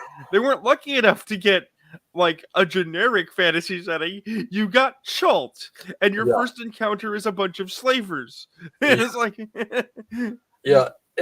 that's kind of reflective of what's happened in the Dragonlance novels that I've been reading or listening to, rather. Right. That happens. A couple of our heroes actually do become gladiatorial slaves, and they have to escape. And it's really funny that gets brought up because that's something that's actually happened. And of course, Alice in Wonder Chalt would be super fun. Fuck yeah. I mean, they did it with Oz. They did it with Neverland. That was by Andrew Kolb for 5th edition D&D. I think it could work. Something like that, taking a classic story like that. The Wizard of Chalt could even be a good campaign. And let me tell you something. I've heard, I have not read them yet, but I do have them on deck on my Audible. The Wizard of Oz series it has recognizable elements from the movie, but it's way out there. Even though it was written for kids, it can very much appeal to adults too.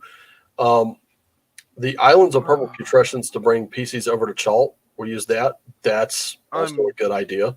And let's get down into the book though. I'm such a degenerate. Because now, oh my goodness, there's so much going on. Saving Chalt. You have 6 hours to save Chalt. And this is a book of adventures. And this is where I got a little confused because this was the first one I read. And of course, I love these little touches that they throw in there. These are just absolutely great. So here's Saving Chalt. Look, Saving Chalt's easy. We just need to get and or destroy the Lochnar. Right. So this is a demo instead of session 0. If this is your first time, don't be nervous. Venger may be all slimy green tentacles, but he's real gentle-like. You know what I'm saying? So rather than a whole session of jibber jabber about what the game will entail, expectations, preferences, and sensitive subject matter, I prefer an alternative to session 0, a demonstration session or demo game. So with a little upfront information such as this old school sword and sorcery and lasers where pulp action adventure is the focus, or post-apocalyptic mutant hex crawl where survival is part of the fun, you could start playing a short session to give everyone a feel for what the game is going to be like. The session's brevity will give players a chance to opt out if it's not the kind of game they enjoy playing. It saves everyone time and energy by avoiding both a potentially meaningless pregame discussion and full-length first session. So advertise your Chalk demo game with vital bullet points of what to expect. When players show up, give them a play experience they won't soon forget. When the session approaches the 60-minute mark, start looking for a suitable endpoint. So here it is. If you're GMing a 60 to 90-minute game, start the session as soon as possible. Do not let character creation take more than 1 minute per player. Whatever information that hasn't already been determined can be hashed out in-game. This is why Crimson Dragon Slayer D20 is included. So if players finish early, encourage them to start thinking about backup characters in case their character dies. So this is like, that's where this one starts. And this is a book of adventures, but it is the third book in the series. And that's why it's so big, is because, I mean, just look at how much stuff is included here. You've got 1st through 6th level spells. You got Crimson Escalation in here. And that's from Crimson Dragon Slayer D20. Again, you're getting really 3 books here. You're getting Chartreuse Shadows, Crimson CDS D20, and Crimson Escalation right then and there. And of course, there's 10 Commandments of Immersion in case you have a little trouble kind of getting them into things. But just because it has all of this does not mean you have to use it all. You just pick something, you kind of go with it. These are guidelines, and whatever you don't know, that's fine. You're going to learn, because you start with this Conan the Barbarian type going up against this radically morphed, fucked up looking Pennywise thing here. Actually, put it back on that picture for a minute. I just want to point something out, because this is a conversation that's coming out. If you didn't talk about it earlier, if nobody's been aware, D&D's coming up with a Planescape, right? And everybody's talking about whether or not they are pro Planescape, pro WotC, pro what's it, right? But here's the thing. People seem to have already forgotten they did a bad version of Spelljammer. And Spelljammer had evil clowns. And the evil clowns were... They did a half-assed version of Dragonlance. Right. And the evil clowns were a joke. Here we have a picture of Chult with a barbarian and an evil clown, and that is no joke. Yeah. That there's actual threat in shit.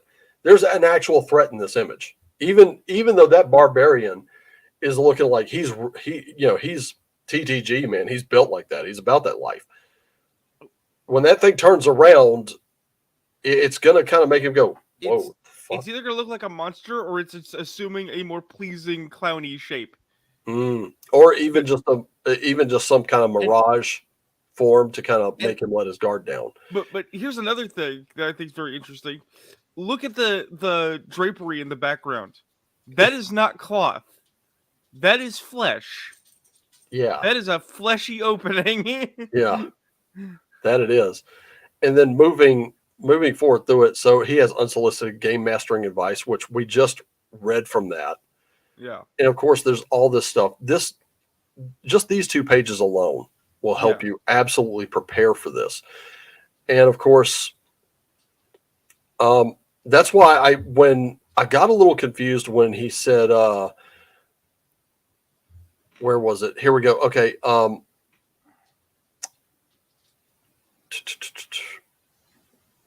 So with character creation not taking more than a minute per player, I got a little bit confused, because then I was looking for the character creation mode, and I was like, where is it? And it was literally nowhere to be found. And by the way, I absolutely love this image for obvious reasons. It's beautiful. I mean, it's her Lochnar, man. And then there are the GM tools here. So it starts with a lot of stuff for the GM. And I think if you were to take these books, you could take Chartreuse Shadows and use its GM tools for Chalt as like expanded options for you. Just something to have kind of as a reference if you get a little stuck and you're like, wow, they're kind of getting me here. But it shouldn't take you any more than about a minute to get through that. I love that chart. Yeah, are you heretical? So yeah, D100. Well, the usage of the chart, for people who don't know, is when you roll up to a new settlement, right? You're rolling to determine if the locals have such a weird belief system that they decide you're the problem. Yeah, and here it is. Heresy reaction. So on a roll of 1d6, rather than a heretic, the transgressor is seen as refreshing and unrestrained. Roll again to see if the result is another 6. He's perceived to be a harbinger of the new way. So yes, you could still be a heretic and be very well received.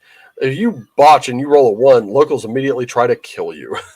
The thing is most D&D games, most adventure fantasy settings, you roll into town and town just accepts you're there because, they want open, brisk trade. Sure, whatever, right? Yep.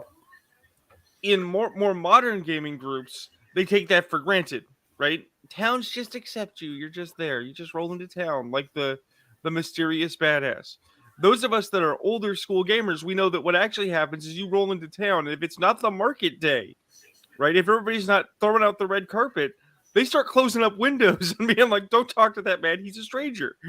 Right? Yeah. And Chalt goes right back to that. And Eric said he's running to demon clowns. They're serious business. He said 3 PCs were killed by those things. So obviously, another point for Venger is that these killer clowns are extremely dangerous. They look extremely dangerous. They look like they're a threat. This is not, oh, look, we've put a clown in there and you're afraid of clowns, right? And it's like, no, I'm not afraid of yours. I mean, I'll be honest with you, I'm not really afraid of Pennywise until he presents something threatening, like that massive maw of teeth, and of course the glowing eyes, or the really weird eyes, or that creepy smile. So a clown to me in and of itself does not indicate danger.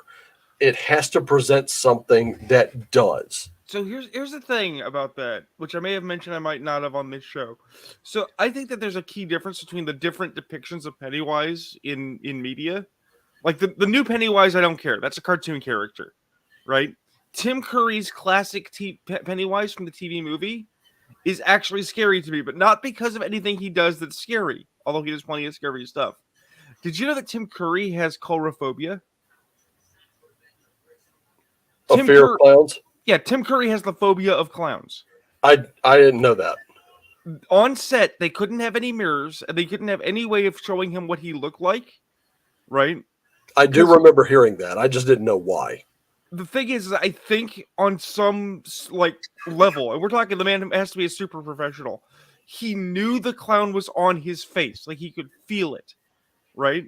Yeah. So the actor going in, doing his job, being terrified, right, affected the performance, because now when you watch Pennywise, when you're observing his actions, right, he wants you to be afraid, and he's afraid too. Like, he's not fully in control of what's going on, and I find that way more intimidating. And I have not seen Killer Clowns from Outer Space, but I suppose I probably should. But there is one more thing I wanted to show off with. It's ridiculous with how thick this book is. Dummy thick. There's one more thing I wanted to show off. When I said Venger does these little doodles that's signing and numbering them. Check that one out. It almost seems like they get a little bigger with every book. And I love that he does that. Again, this is another point for, I'm going to give 3 points, one for each illustration, each little doodle there, to Venger over Wizards, because Wizards is like, oh, if you pay $10 extra, we'll give you the PDF, which is not a PDF. It's locked into D&D Beyond. The books have a reputation. Now, I'm going to be so in the words of Wayne from Letterkenny, Well, to be fair, and of course the rest of his people are to be fair, to be fair, to be fair. Wizards has actually uh, they've done that was a print run issue, so I'm going to give them that. But it earned them a reputation Yeah. when the book started coming apart after a few uses. That was a binding issue. They did end up with later editions not doing that. This these volumes don't have those issues, and you know, God's willing, they never will. So there's one point there. I'm giving 3 extra for the just the doodles because that's original artwork there included, absolutely free of charge. I'm giving 3 more points, one for each book signed and numbered. I'm giving another point for the amount of lore in this stuff because holy crap, that just makes my job as a GM a lot easier because now I have something to go on. Also, the inclusion of Crimson Dragon Slayer D20 and Crimson Escalation. That's another 2 points. So far, I think in it, even if Chalt isn't really your bag, you can still customize it. You can make it your own. Venger has gone on record in his videos saying that no 2 games of Chalt will run alike. One table, Chalt may end up destroyed and wiped out of existence. Another table, it may endure. There's every table is going to be different. So he again goes with your table, your rules. That's another point. And one more point, in my opinion, goes to when you buy these books, he understands your money is important and he just gives you the PDF, which you can slap onto a tablet and take anywhere. I'll be honest with you, I'm probably not taking these things to a game session that may be, you know, 4 or 5 blocks out of the way at someone's house. I'm probably going to take my tablet because those books are there and I can refer to them there because I've already taken my GM journal, which is just a composition book. I'm taking, flat plastic minis and a battle mat, a GM screen, stuff like that. And that's all stuff that can be packed kind of flat into a messenger bag. So I'm not going to be packing these freaking things, and it's nothing to do with the quality of the books. I think the quality of the books is great. This is just me kind of extending the life of them. Now, if I'm here and we're playing a game around my coffee table, oh yeah, the books are coming out. I mean, The books are coming out. it also plays into kind of a last point, Joe's last point, which is you get the book. The book has a Venger original drawn in the inside cover, right? I would assume these are numbered, right? If Yeah. somehow someone watching this is not so much of a player as they are a collector, right? These Chult books are going to be a primary piece of your collection because in 10, 20 years, when Venger has returned to Chult and is no longer on this physical plane, those are going to matter. Those are going to be a collector's item because it's literally got original Venger art, so no 2 tomes are the same, right? Yeah. And it's got a print run with like a number on it, so am I a Chult first run? Am I a Chult second printing? Right? If somehow you're a collector, or if you believe that role-playing games should be collector's items, these are absolutely collector's pieces, and frankly, centerpieces. You can show these off as like coffee table books and feel proud because you have Chult. Again, and this is a previous point that I made. Noble Knight Games was selling just this book for $150. You can get all 3 right now in the link below for $130 shipped. Plus, you will get the PDFs. Plus, you will still get them signed and numbered.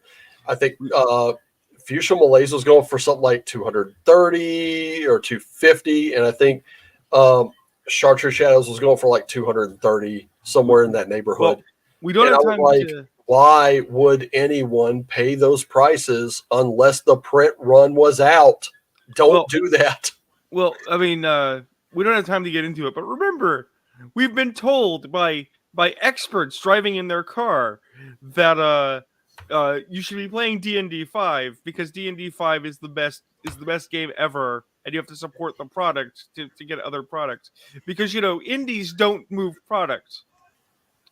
And then there's Venger who would like to disagree. Venger has entered the chat. Exactly. And the thing is, like I said it before, okay?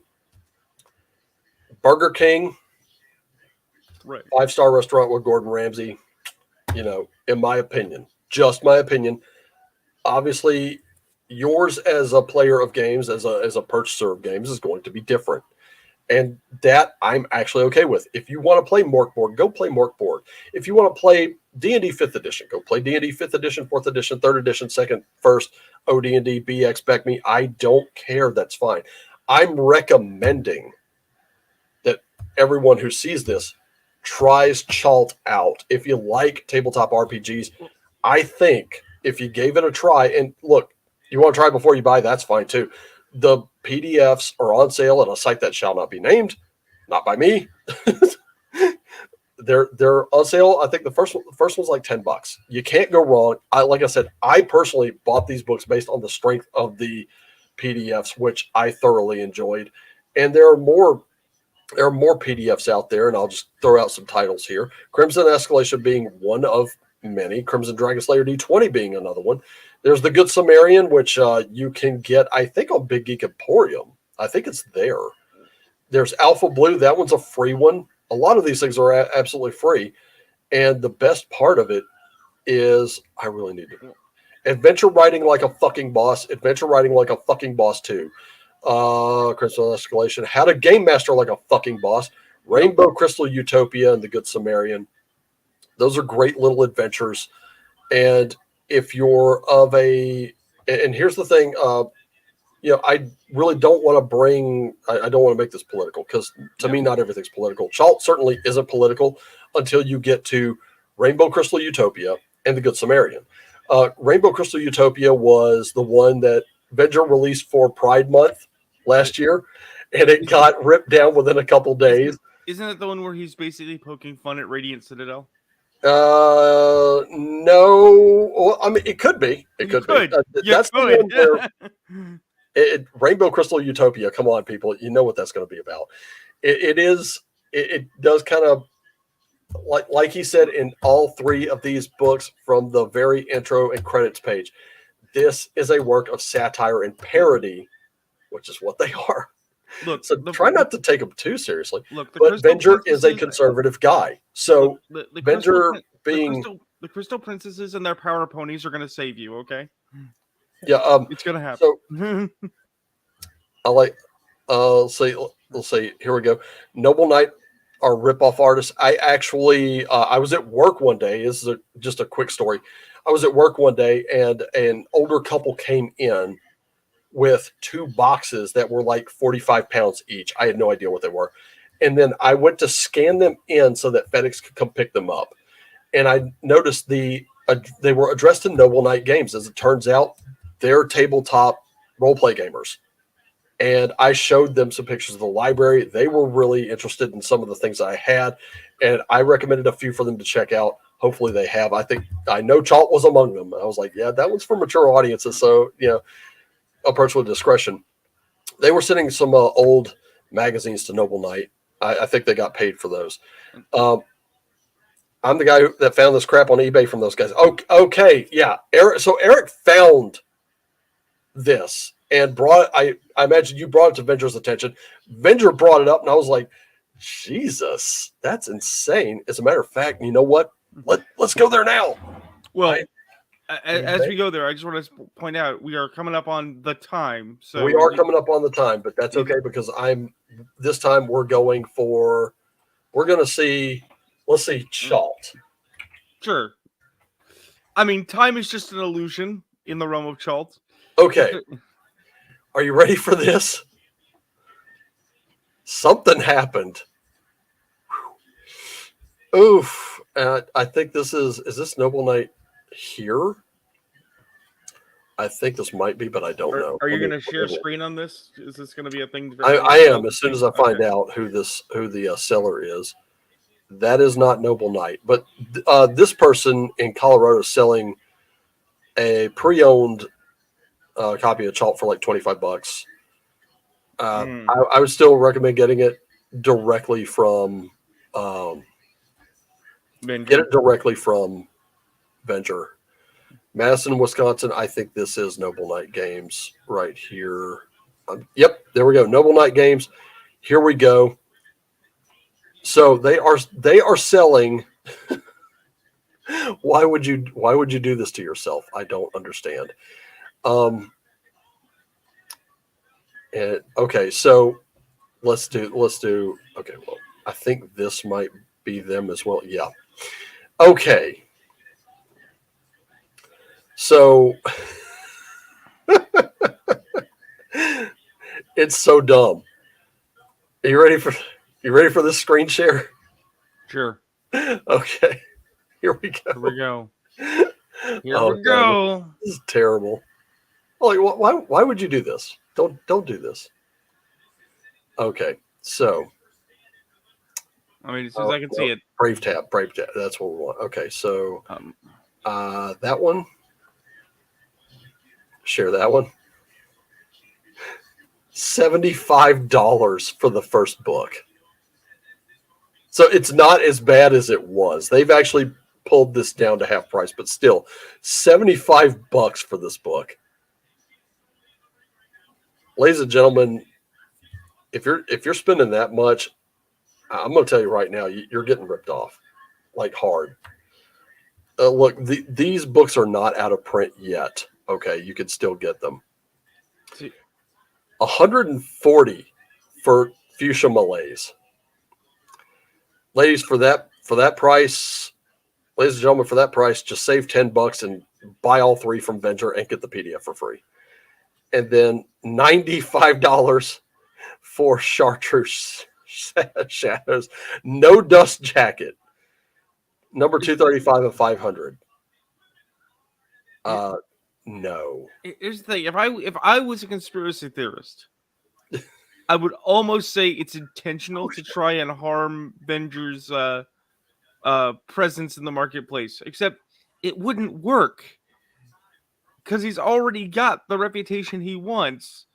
He already won the race. He's already got the hat for the Kentucky Derby. I mean, come on. Noble Knight, really? What the hell? Like, where did you arrive at this? I mean, come on, have a little self-awareness here. And I'm not trying to dog Noble Knight. I'm just saying, this is the kind of shit you would expect from, say, a pawn shop. I know they got to make money on this, but you're gonna have to send me a link to Crystal Rainbow Utopia because it's not on Big Geek. No, that one's not on Big Geek. As a matter of fact, that was ripped down from Drive-Thru RPG. Oh, I just said their name. Damn it. Okay, that was ripped off Drive-Thru RPG, and The Good Samaritan was also ripped down, never to return. I think Venger had to put up an edited version of Rainbow Crystal Utopia. Well, Good Samaritan is on Big Geek Emporium. Yeah. As a matter of fact, just before we kind of go here, Big Geek Emporium, brand new layout, looks fantastic. As a matter of fact, I'm going to pull it up right now. Oh yeah, I could do that very quickly. They've organized things by different structures of selling and by the actual company. So you can, like, if I want to go to the Red Room, I can just go to the Red Room storefront, which has all the Red Room stuff. Yep, and there it is. The best indie game store online, and I happen to agree. So you've got your OSR, got your Gonzo, the Skeevers of Turner Town. Oh my God, that's awesome. Oh, that's cool. Latest and greatest, highest rated indie content. You got on sale, free, pay what you want. Big Geek's best selling. Men is on there. Also Chalt Criterion. So here you've got a nice sheet, which, since we're talking Chalt, let's talk a little Chalt here. Go. You want help organizing your ideas for a Chalt adventure campaign? This is the perfect way to do it. True. And it's free. You can take it. When I saw that, I at first thought that it was like an inventory for safety tools by Chalt, which would be hilarious. And here we go. We've also got Epic. So we have in the Adhian homeworld, the Chronos, an ancient power source, is awakened and disrupted from its slumber by events taking place far away on the remote desert planet Chalt.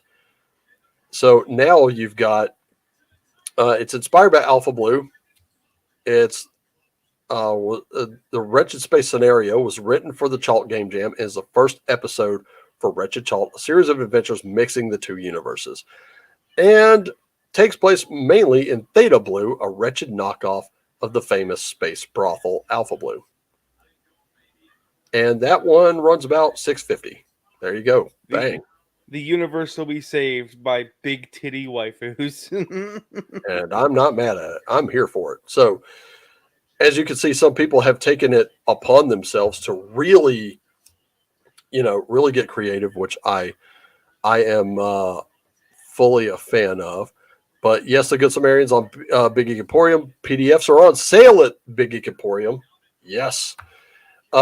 Rainbow Crystal. I didn't even know Rainbow Crystal Utopia existed. That's hilarious. And let me tell you something. It is. It is. As a matter of fact, I think you could still get it. I think it might have been like $2 or $3. Just like contact Venger at Venger Satanis on Twitter, and I'm sure that he'll tell you what it'll cost. Yeah, he did. He did have a bit of a shitstorm over that. Did I get your email? Let me see. Yes, I did. I got it right here. So I will be looking at that very, very shortly. Clearly, we need to do an adventure, Wolfgar, called Rainbow Crystal Conquest, where we do a loving send-up of She-Ra and the Princesses of Power, but you play the horrible, evil hordes of darkness, and you tear down the Crystal Utopia and destroy it and grind it under your conquering heel. Yeah, see, okay, so just one book alone, $35 including shipping. There you go. Get it from the artist and the writer. Yes, that's exactly what we're promoting. Don't be buying it from Noble Knight Games until the print run runs out. Don't buy it from Noble Knight. And on top of that, if you're running like a small gaming shop, contact the guy, talk to him. I mean, he's got I think maybe like $400, and he'll give you like 3 of each book. It's not bad. But also remember, like I said, I backed Game Mastering Like a Boss. Venger reprints his stuff with his other stuff. So if you missed out this time, but you really want to get it into Chalt, but you don't want to give money to some big box, right? Yeah. Support Chalt in other ways. Back his other works and see if you can't maybe get the PDF off the back of a production offer. There are lots of ways to get your Chalt on. Yep. And that's what I love about it the most is great books. And here's the thing: if you're not hung up, like Venger is going to express his political viewpoints, and in my opinion, even though I may not agree with him all the time, in fact, there's kind of very little I really disagree on, is because I kind of lean libertarian. I'm you do you, I'll do me. We'll part ways where we just disagree. It's fine, but when he talks about his opinions, he puts them very reasonably.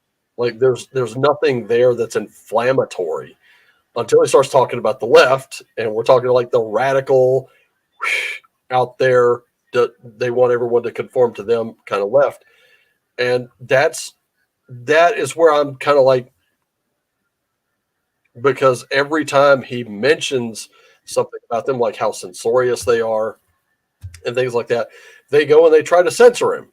It's like that didn't prove he was wrong. It proved he was right, So I think people that are more conservative leaning will like him.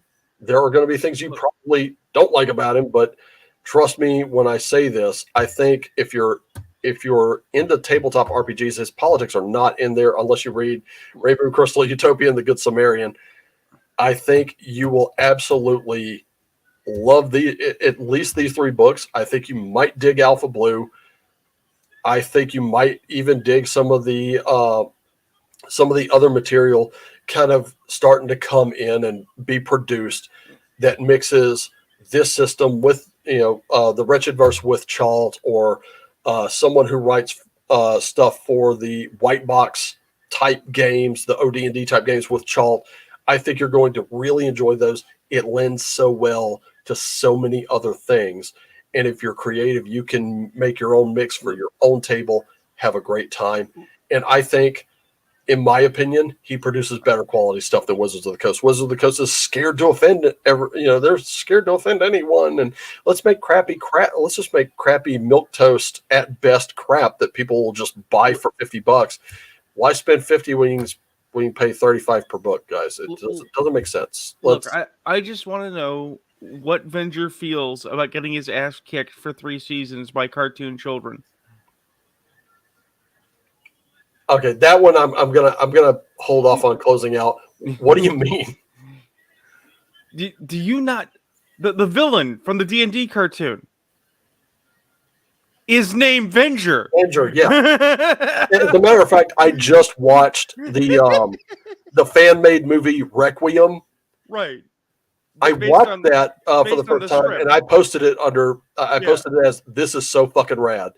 Right. And here's the thing: I actually have the D&D cartoon on my Plex server on my hard drive. I watched that, and they're like, and spoiler alert, here it comes. So if you don't want spoilers, hop off now. Dun, dun, dun. Okay, you've been warned. Dungeon Master is Venger's father? Yeah. And I'm like, guys, wait, that was revealed in the cartoon. Yeah. This is not a big revelation. You knew this was coming. Well, and of course, their objective was not to defeat him, but to redeem him. I thought that was a really cool angle that prevented them from killing him. Well, you know where the script came from, don't you? No. Oh, wait, Star Wars? Because it seems like it came from Star Wars. No. The D&D cartoon got canceled before their last episode. Yeah, I know that. And the guys were upset that they couldn't do it. So they made a script called Requiem, which was supposed to be the last episode they didn't get to make. And it's been around the internet for years. Right? So clearly when they made the new fan-made material, they just used that script. They just made the ending to the series that we're supposed to have anyway. Yeah, I thought that was a cool touch. I did read that, and I was like, and like seeing Venger, out of his evil form, I thought that was really cool. I actually, in my own opinion, as much as I liked the ending and I thought it wrapped things up very neatly, I still can't get over that live action car commercial that serves as the ending for the series. I still love that. I can't decide which one I love the most, but I really love that live action ending. I thought it was great. All right. And Raven here says, I'm way out of my element. Want to get Raven on my show to talk new gaming. Played D&D in the first wave with the first set of books, created our own graph paper, LOL. You know what? I would be more than happy to talk about that, because quite honestly, personally, it's why I have a lot of older rule sets, because when I started playing, I saw it was second edition of Advanced D&D, and I was like, there are other editions before this. Well, what was first edition like? And I could never find these books until years later, after I'd lost all my RPG stuff and just kind of figured, well, fuck it, I'll just do without it. And I did that for way too long. I really should have been back in the conversation a long time ago. But when I found out there were these clones of older rule sets, and then the older rule sets became available, I dove into them, because I was like, as much as I love and AD&D second edition will always have a special place in my heart. I mean, that was and guess what? That was the family-friendly, sanitized version of D&D, and I didn't know that until like the last few years. I mean, how many guys named Raven have to be in close proximity before we start calling it an unkindness? Actually, if it's me and Raven down here, it's going to be an attempted murder. Yeah, but you're not crows. Uh, there's also a murder of ravens. They're the same family, Corvus family, bud. This is true. So anyway, but yeah, like the availability of these older rule sets, even in revised form, it was great. It opened my eyes, and that's when I found out a lot of these guys are still around that have played for many, many years, and they have really unique, specific insights on the game. Grumpy Old Grognard was one guy. I got a hell of an education from him, and I still do. I will listen to him talk about what is and what isn't D&D until the cows come home. Maybe I agree with him, maybe I don't, but a trouble of ravens. Okay, I like attempted murder myself, but that's just me. But yeah, I think a lot of these old school gamers, they have very valuable, valid points that I think need to be considered. I think and this is an opinion I shared on Twitter, especially with Shadow Dark, primarily aimed at Shadow Dark. I think, and now, of course, given these another look, I think Crimson Dragon Slayer D20. I think Shadow Dark. I think Swords and Wizardry, White Box F Mag, the White Star, the Wretched Verse, Lamentations of the Flame Princess, Old School Essentials, Basic Fantasy, Osric for Golden Glory. It doesn't matter which one you go with, even Sword of Cepheus or just the Cepheus Engine, Traveler, Classic or Mongoose, doesn't matter. What matters is these entities, these people, they're coming together and they're trying to unite old school players with new school players and trying to kind of bridge a gap. They're trying to build bridges. Where the problem is these people that don't want to build bridges. They just want it their way. Everyone else must conform. And if they have to take over the biggest of the corporations, that's fine. And yeah, okay, that's fine. But you fucked up. You fucked up because you stepped into the one area that is not controlled by the major corporations. It doesn't matter if White Star only moves 20 books or 20 PDFs a year. It doesn't matter whether, these are just sold in PDF or hardcover. None of that matters. What matters is this is a niche hobby. It always has been. It always will be. And guess what? You cannot control something that is in the creative hands of so many people. Likewise, we can't do it either. You can't enforce brand loyalty on a product that is based primarily in its meritocratic quality. True. Right. And here's the thing, Shadow, I almost backed, like at first I was like, I'm not going to back it. I'm not going to back it. But then I hemmed and hawed and I looked a little deeper into it. By the time I was ready to back it, I was ready to go ahead and make that commitment. The window had already closed on me. So I'm going to look at it this way. What Kelsey and her team have done to me makes sense. She is keeping the promise that Wizards broke. And that's why I'm congratulating her. That's why I'm congratulating Venger and all these other authors, James Spahn, and others. I think they've all done something to build those bridges. And even if the game isn't perfect, guess what? It's like my co-host here has told me. There's a game that's written and then there's a game that's played. You take what's written and then you modify it as needed for your table. Kiefer, if I had not been seized by Chult mind slavers, we probably would have had the time to talk about character death today. But today is apparently Day of Chult, which I'm okay with. And character death is very, very possible in Chult. And so you lucked out. I don't necessarily see it that way, but you know what? At some point, I'm going to check out the full thing. At some point, I just don't know when. I would posit death is preferable in Chult. Yeah, because if you die, it's over. There are so many worse fates in Chult. Oh man. Yeah, I mean, it's one of those things that's going to happen. But anyway, guys, we've gone a little bit over. 20 thankfully, there was a lot of really good information in here. If you haven't checked out Chult, do. If you've already checked out Chult, tell your friends, tell your family, tell your kids, tell tell your wife, tell your kids, and tell your husband, because we're telling everybody out here. I'm going to quote Antoine Dodson. That's a really old meme. Wait a minute. Do it. Hide your wife, hide your kids. Schultz No, is coming. so obviously, there's an RPG on the internet. So you need to tell your wife, tell your kids, because we're all playing out here. Yeah. Obviously, this has been one of the more fun episodes that I think we've done. I think it's productive. Hey, real quick, though, before we check out for good, we were talking on the Gilded server last night. Oh, boy. I love this conversation, too. We were talking about... Let's see if we can get up to an hour and a half. Okay. Dungeons and Dumbasses. Yes. Where we all sit around and watch, like, a movie. We called them OSR movies, but, yeah, they're old school. Hawk the Slayer, Beastmaster, Conan the Barbarian, Kull the Conqueror even. I'm not... Just because the CGI is bad doesn't mean I did not like that movie. I love that movie.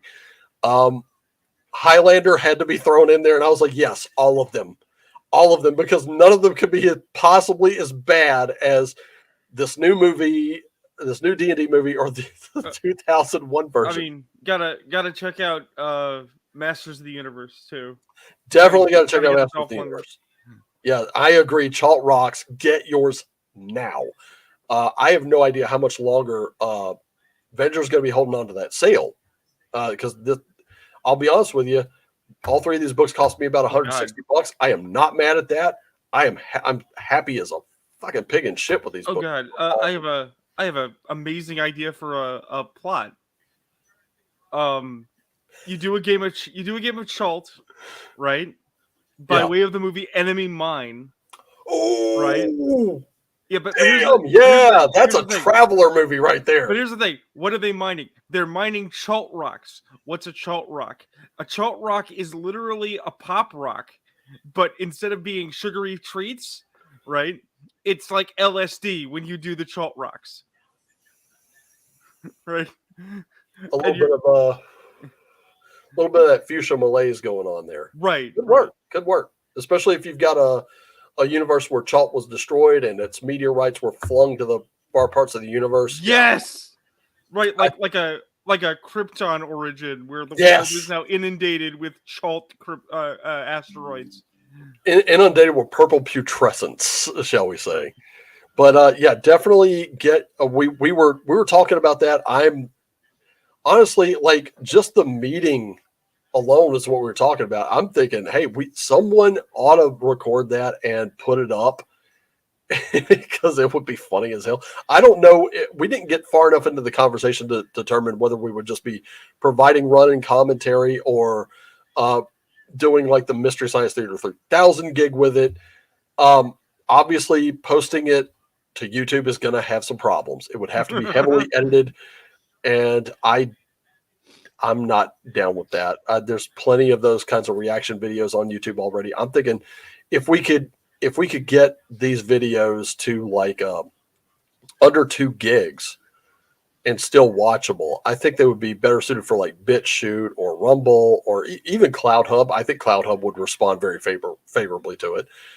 Odyssey would definitely respond very favorably to it. I think those would be a hit on Odyssey.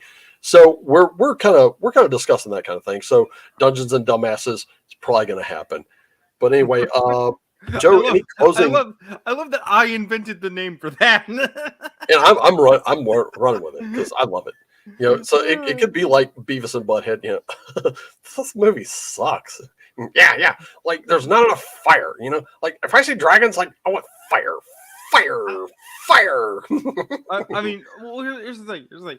I would, in terms of format, I would advocate for something kind of like how Red Letter Media does their reviews, because they have what are called spotlight episodes that focus on one film. Yeah. Right.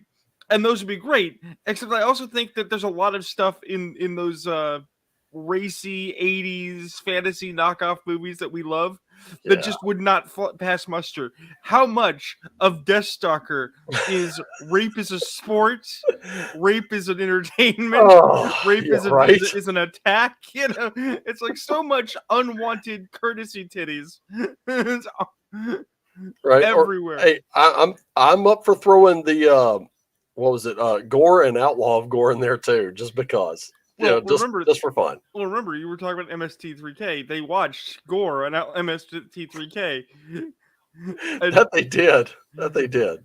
I actually had both movies on video cassette, and I paid 50 cents each for them, and I was kind of like, I want my dollar back. Serious business. Last thought. Yeah. If we do, in fact, do Dungeons and Dumbasses, and we decide to do Gore, that's the episode we have to have Grim Jim on so that he can actually comment about how accurate or not the films are relative to Gorian content.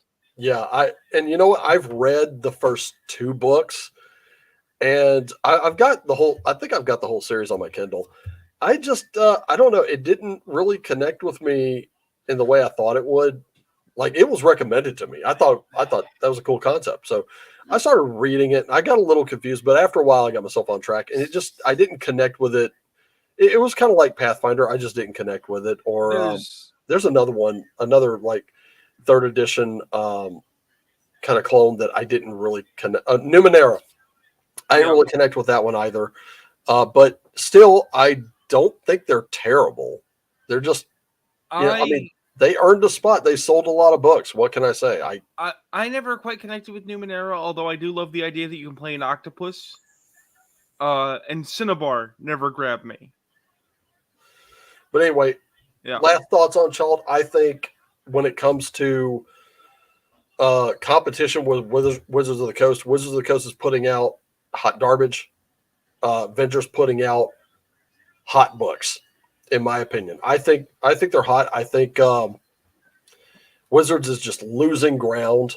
I think Crimson Dragonslayer D20 is probably, if I had to play a D20 system, CDS is the way I would go. And Crimson Escalation, it would be like the character option or the GM options I would use personally. I think they're great. What about your closing thoughts here? My mind bears a great pain. I leak the putrescent ichor of the gods from my body. I'm amazed that Venger hasn't gone that one little step out there and incorporated like the DCC dice. That would, if Venger, if you're watching this next book, incorporate the Xochi dice. I'm serious. Like, do it, because that shit would be really funny. On top of that, you could sell them in chartreuse and fuchsia and stuff like that. You could make dice sets sort of like this one. You know, if you could have those dice made, especially if they're made in metal, dude, I'm telling you right now, I would be in line. I'm not even joking. I would be in line. The hounds of Tindalo seek the flesh of my soul. Wait, did you say the hounds of Pelosi seek or something? Oh God, no. Venger, new villain. Face so on that one. That's so much worse than the Lovecraftian reference I was making. Can I be torn apart by extra-dimensional hounds from a nether realm? That's so much better than the hounds of Pelosi trying to give me bad healthcare. And then she comes up to you after you criticized her. Don't mess with me. Don't mess with me. Okay, Karen. So, I could think of a few other. Look, there's only one way to protect ourselves from Chalt. We got to build a wall, and we got to make the Chalt. We're going to build a wall between us and Chalt. Hyperborea's in trouble. It's in trouble. It's in a lot of trouble. We're gonna make the barbarians pay for it. It's gonna be a big wall. Totally good. It's only gonna cost $5 billion. Only gonna cost $5 billion. 5 billion credits is all we're asking to ensure the safety of Hyperborea from Chalt. That's all. You just see the haggard architect being like, "My lord, you don't understand. It's a sphere. You can't put a 2-dimensional plane around a sphere." And that's the other thing is, like, with Chalt being one world, Hyperborea being a hexagonal flat world, yeah, you could easily mix these two, go back and forth between. And I think even Hyperborea has like kind of like an off-world island in and of itself. So yeah, I mean, they're completely compatible. Granted, you have to change some mechanics here and there, but I think the two would be absolutely excellent. I mean, yet again, you run a game of Paranoia in the Dome City, and if you should happen to escape Alpha Complex, it's just Chult outside. Yeah, And there you go. All suddenly right. you're like, "Let me back in! I want to go back in." So I'm gonna get the hell out of here Oh, let's get because out of here. WrestleMania is, well, I don't know if it's starting, but it will be pretty soon. I think It's NXT well, Stand and Deliver is up. we're a I'll be half honest with hour. you, I have We not been got watching, so if I we got a got lot things of to do, catching we up got to to go do. do them. So you should go do them. And then on top of that, in my opinion, total review on Chalt. My opinion, get it. It's so good. And Venger has like almost effortlessly scored so many points up against Wizards of the Coast. And if you're looking for a Wizards of the Coast alternative, if you're looking for He's a a scorer. Paizo alternative, this is your alternative right here. You get, it's not just one book, you got a bunch of books. And guess what? CDSD Oh 20, God. great for your fantasy game. Crimson Escalation, also great for your fantasy game. Check it out. I I think you'll enjoy it. I was making a joke, but now I can only have mental images of like, here lies Joe. He never scored in the RPG market. It's like, oh God, I gotta get on that. Oh, all right. So anyway, want to go ahead and close this out. Guys, thank you so much for being here. It's always a pleasure having you. I love you guys. Remember, take care of yourselves and each other. Always play what lights you up. And as always, play on.